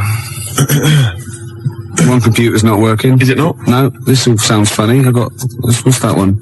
Is that the one I listen to? Just press a few buttons. No, I put it on there. Oh, desktop. I don't know. I don't know what these do. Is your mic working? Sorry, I got a bit of a cold. Oh, God, I had a big list of things to talk about as well. Did you? Yeah. Oh. No. Rocking from the Crypt. Oh, it's a good start. On a rope, which is appropriate because we've got a little Gravediggers track to play later, haven't we? Oh, yeah. Called Suicide. It's one of my favourite tracks, Gervais, by the Gravediggers, but it has got a bit of bad language. Well, that's okay because you've played it to me a couple of times and I reckon I've got it off pat. Really? I'm going to be bleeping it out live. You're going to do a live bleep Yeah. out? I should say, we usually have a few beers and we get throughout the show and I get steadily drunk, which is unprofessional. This saved a bit of time, turned up pissed. You turned up drunk today? Yeah, so that's I'll tell you what. I'll be honest with you, Gervais. Normally, if someone gets drunk, their speech begins to slur. Yeah. They talk rubbish. Yeah. No difference. No, with you. that's the beauty of it. Yeah. That's the beauty of being me. Yeah, exactly. How drunk are you? I had a little bit of wine. Did you? Couple of glasses? It's a lovely... I might get a little bit melancholy. What about the little baby kangaroos have to crawl all at their mums?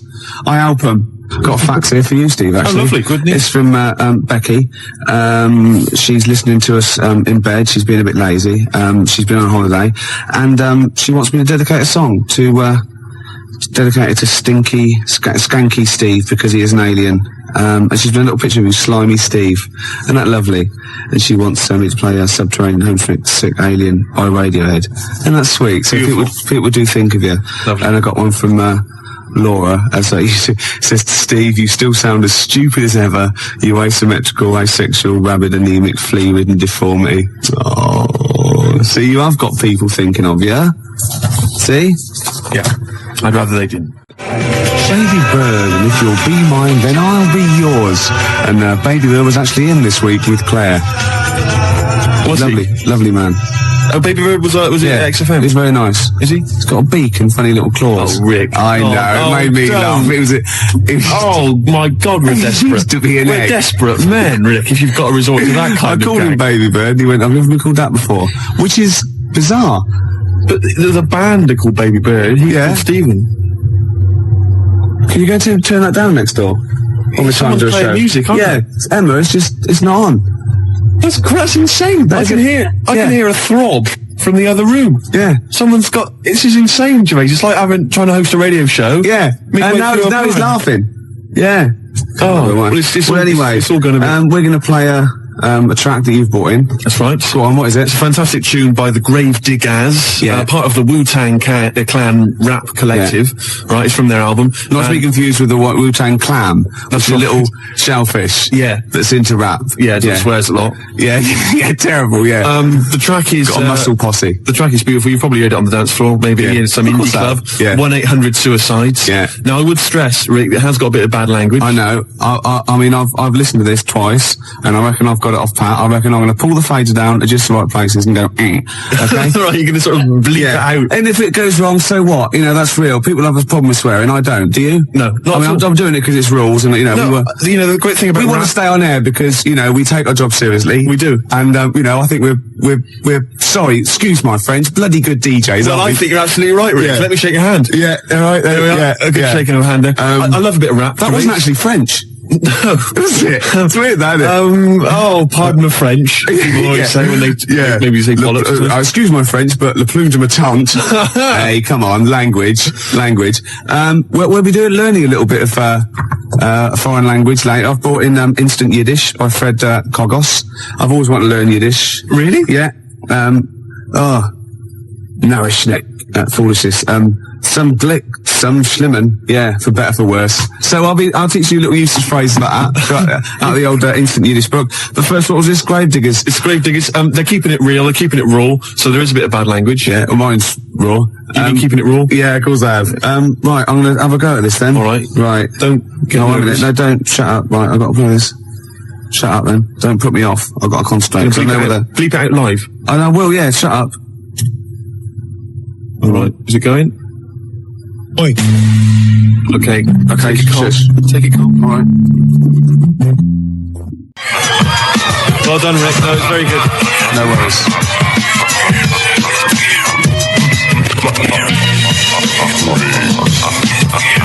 That's Gravediggers, isn't it? What's that called? 1-800-SUICIDE. I'm going to buy it, I think. Can I get the actual mix with me going? Yes, you can. Yes. And that's for Steve Vox, who's listening in Reading. It's from Lee to him. And Steve is the president of the Geeks, Nerds and Losers Society, the GNL. Lee's the vice president. I got thrown out of that. What embarrassing walking down the street with you. Exactly. Oh, it's a terrible state. Yeah. Gervais, it was Saturday night last night. Yeah. And I didn't get to sleep until 6 in the morning. Ooh.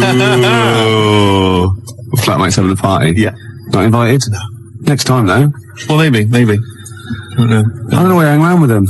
Well, at least I look after you. People say to me, is Steve really as ugly as you say? I go, he's worse. Do you know what I mean? But that's no, do you know what I mean though? You're doing me a favour. Well, of course I am. You're protecting me. Of course I am. I'd say one day, right, it's just one of me at the moment, but one day there'll be a whole squadron. It'll be like Planet of the Apes. Oh my God, and you don't actually need anyone else to sort of like breed, do you? Exactly. We can just reproduce as we are. It'll be like Planet of the Apes, right? There'll be sort of a Charlton Heston figure. The squids. It'll crash land. Get your damn dirty tentacle off me. It'll crash land. Yeah, exactly. And there'll just be loads of me crawling around. Yeah. All identical. And they go on horseback. And they see like Bristol Temple meet and they go, oh my God, they blew it up. Yeah. He's back in Bristol with all your, oh no. Incredible. It's the charlatans. And then there must be an organisation of volunteers or something who, if it's like touch and go, if it's really serious, if you're like clinically depressed about it and you really can't get a woman, they don't want just people turning up who can get girls and saying, oh, I fancy, But in your case, they'll speak to you, they'll see you, and I think, there must be some sort of national health thing or private where you can actually sleep with, I don't know, a voluntary worker. You know what I mean? So? Well, yeah, there's people that, yeah, I know, but there's people that, I don't know, volunteer for geriatric duty, and they're exploding all over the place. They're covered in the stuff, right? There's people that work on leper colonies, right, for nothing. There must be someone who will sleep with you out of sympathy.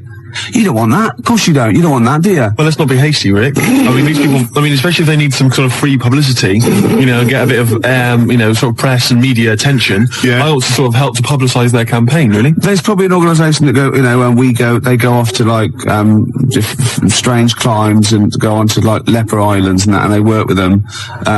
Or they can sleep with you. Now, that's got to do the lepers some good, doesn't it? Yeah. You know what I mean? Wouldn't that be terrible if that was the option, right? And suddenly volunteers to leper colonies doubled. It was like going to Torremolinos. Yeah. Let me on the bus. Sorry, there's no room on the bus, but you're at the back there. Yeah. Going, well, then here we go. Here I am then. Yeah. I'm sorry. I signed up for the lepers. Yeah. Licking their wounds. Well, sorry, but geriatric duty. Yeah. Scraping it out. Oh dear. Oh, I heard a song in the week, right? I've heard it before. It's by Ween, and it goes, "Push your little daisies and make them come up." And I don't know what it's called. 0171 580 2000. I don't know where to look. Push your little daisies and make them come up. It's like that. It is. It's rubbish. I've been going around singing There's that. no song with that lyric. It's like that. It goes, "Push your little daisies and make them come up." Shut up. Yeah. Shut up. That's what my friends have been saying for the last 4 days. God, you're really irritating me Like, today. people will go and go, "If you'll be mine," not too annoying. But, after about 10 times you go, "Oh, can you sing something else?" But when you've heard, "Push your little daisies and make them come Shut up up," you now. can get really annoyed. Yes, it really can, can't it? Shut up. Okay, Wanna Die is You and Me song. Push your little Shut up. I wasn't exaggerating, was I? Well, it's a good tune, though. Yeah, let's leave it.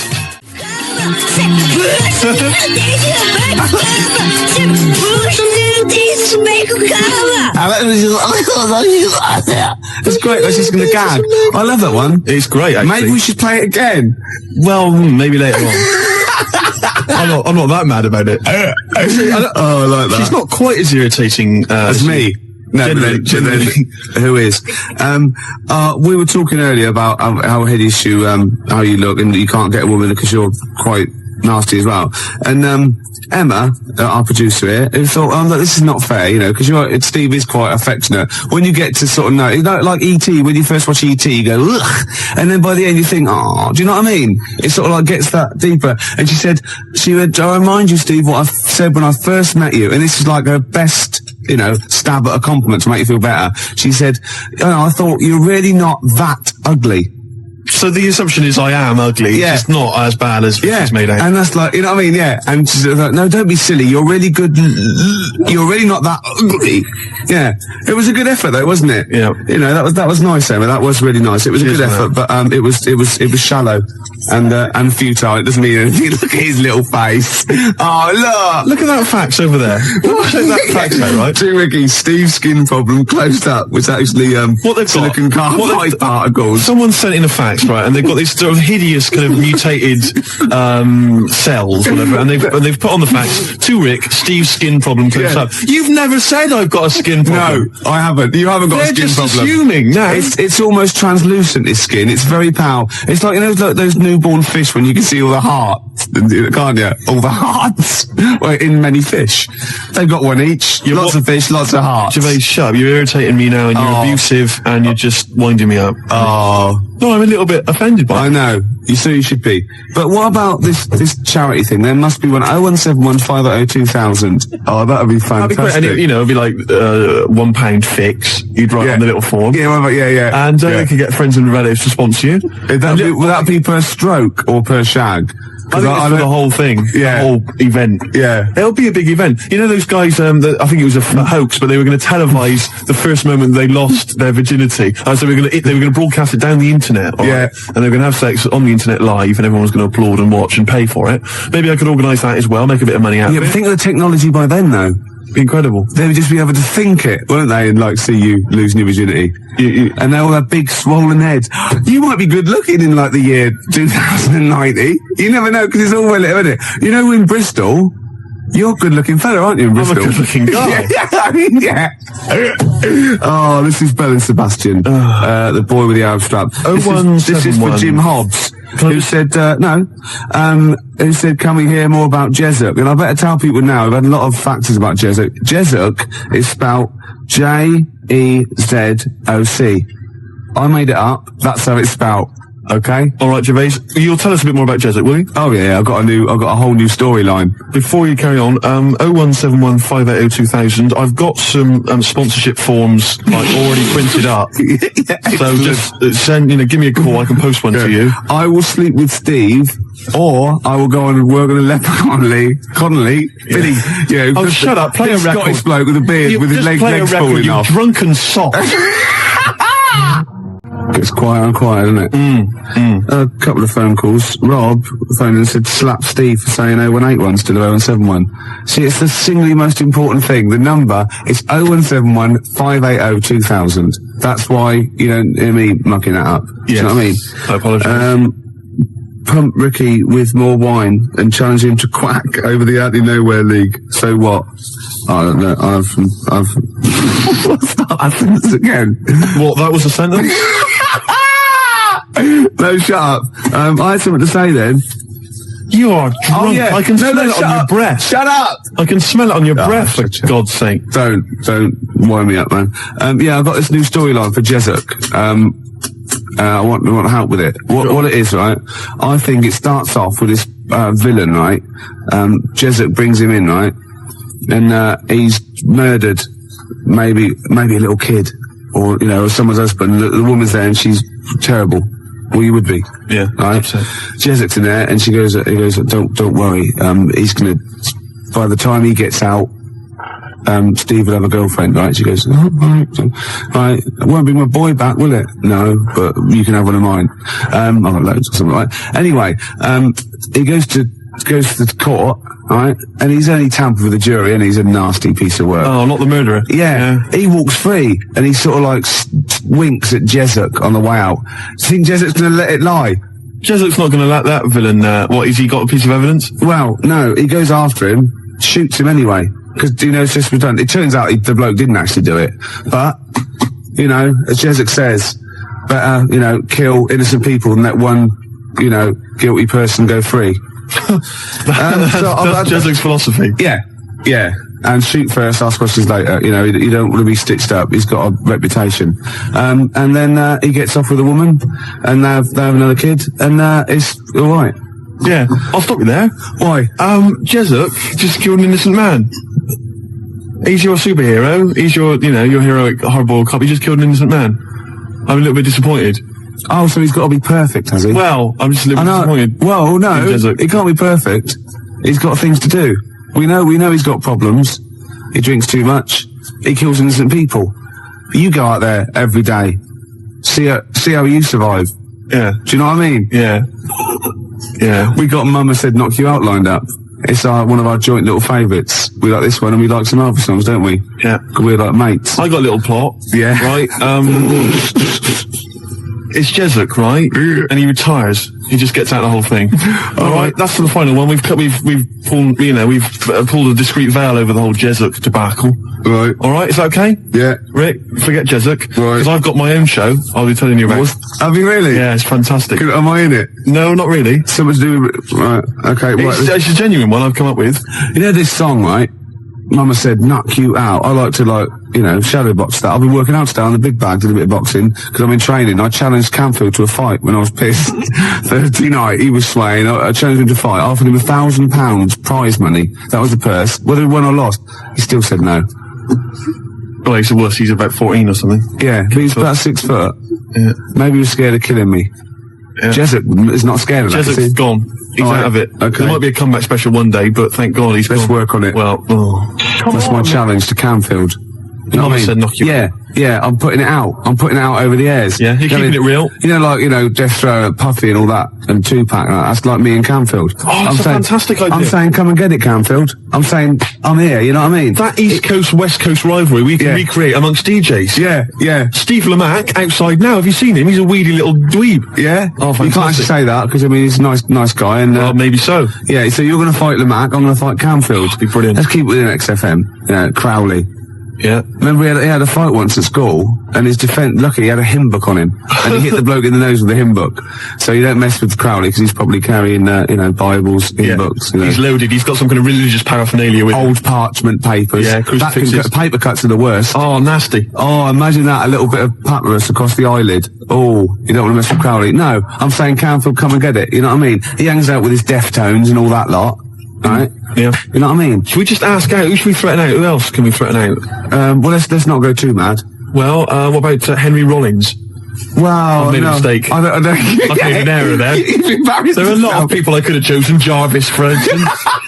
I've gone straight to... A lot of people come before Henry Rollins, don't they? I was a fool. Some British heavyweight boxers, for example. Yeah. I'd rather fight than Henry Rollins. Before we carry on, because I'm going to tell you about my TV idea in a minute, Rick, because this is an idea I've been working on, and it's serious. It's like, Jesuk's got a certain strength, a certain quality, and I think you'll like this as well. But before we do that, I've been sent a picture.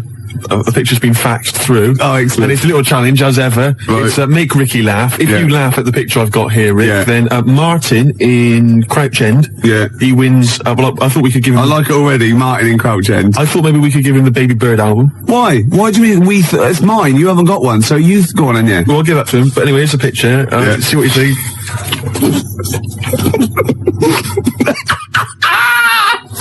I like it, because there's a little explanation as well. And it's subtle, because I had to get right to the end for the big line.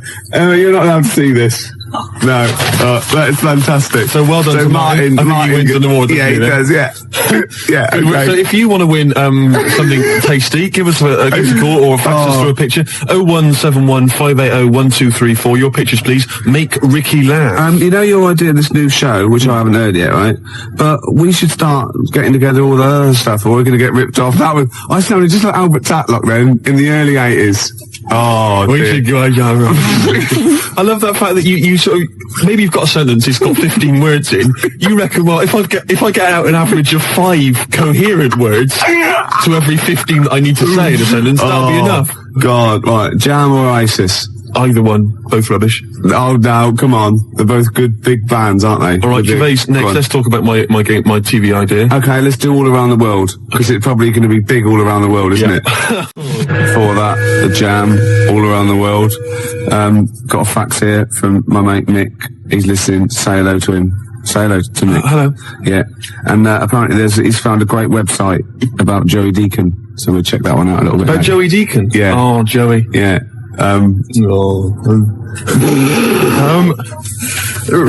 We've had loads of ideas, haven't we, in the past? Yeah. And actually, I was wondering whether we should put out the phone number 0171 580 2000. The reason being that you might perhaps want us to perhaps relate an old anecdote that you once heard on the show that you'd love to hear again. We could recreate the golden years. We could recreate some of the classic moments from the Ricky Gervais show. Yeah. And also, of course, we've had tens of thousands of ideas for products, for services, for TV shows especially, and board games, all kinds of stuff. I mean, we've come up with one recently, haven't we, that have catch on. Sleep with me or play with lepers. That's right. I mean, that's a good service, isn't it? It's an interesting show, that. I imagine that's at Channel 4. Yeah, definitely. Later, really. Yeah, and we've also, of course, most famously, perhaps, had the Penis Puppet Theatre. Penis Puppet Theatre. So easy to manufacture. I don't know why publishers aren't, knocking on my door. Yeah. A lot of other people are knocking on my door. Ricky Gervais Meat Rations. Oh. Should be fun recreating. Get in the queue, Mum. It's Ricky Gervais's Meat Rations. Yeah. All kinds of great games. To be perfectly unfranked. Who's Snork? Who's Snork? Yeah. Great games. And if you've not ever heard us describing these, well, you've missed out. Yeah. You learnt your mistake. The tease penguin's probably my greatest invention. The tease penguin, can you tell us again? I forget. Well, it's just a penguin, right? You train, you put it in a lovely little French maid outfit, and it comes in, with, sort of breathes fishy breath on you, and slaps you around the face with its flipper. Yeah. Oh. Jesuk, obviously. But it doesn't let you go any further. No. That's why it's the tease penguin. Yeah, I see. Yeah. XFM Family Fortunes. Oh, I can see that on telly myself. Yeah, it's incredible. I don't know where you got the idea from. They just go into my head sometimes. Do they? Yeah. But anyway, here's my new idea, Gervais. It's a great show. It's an exciting show, right? Right, go on. It's the future.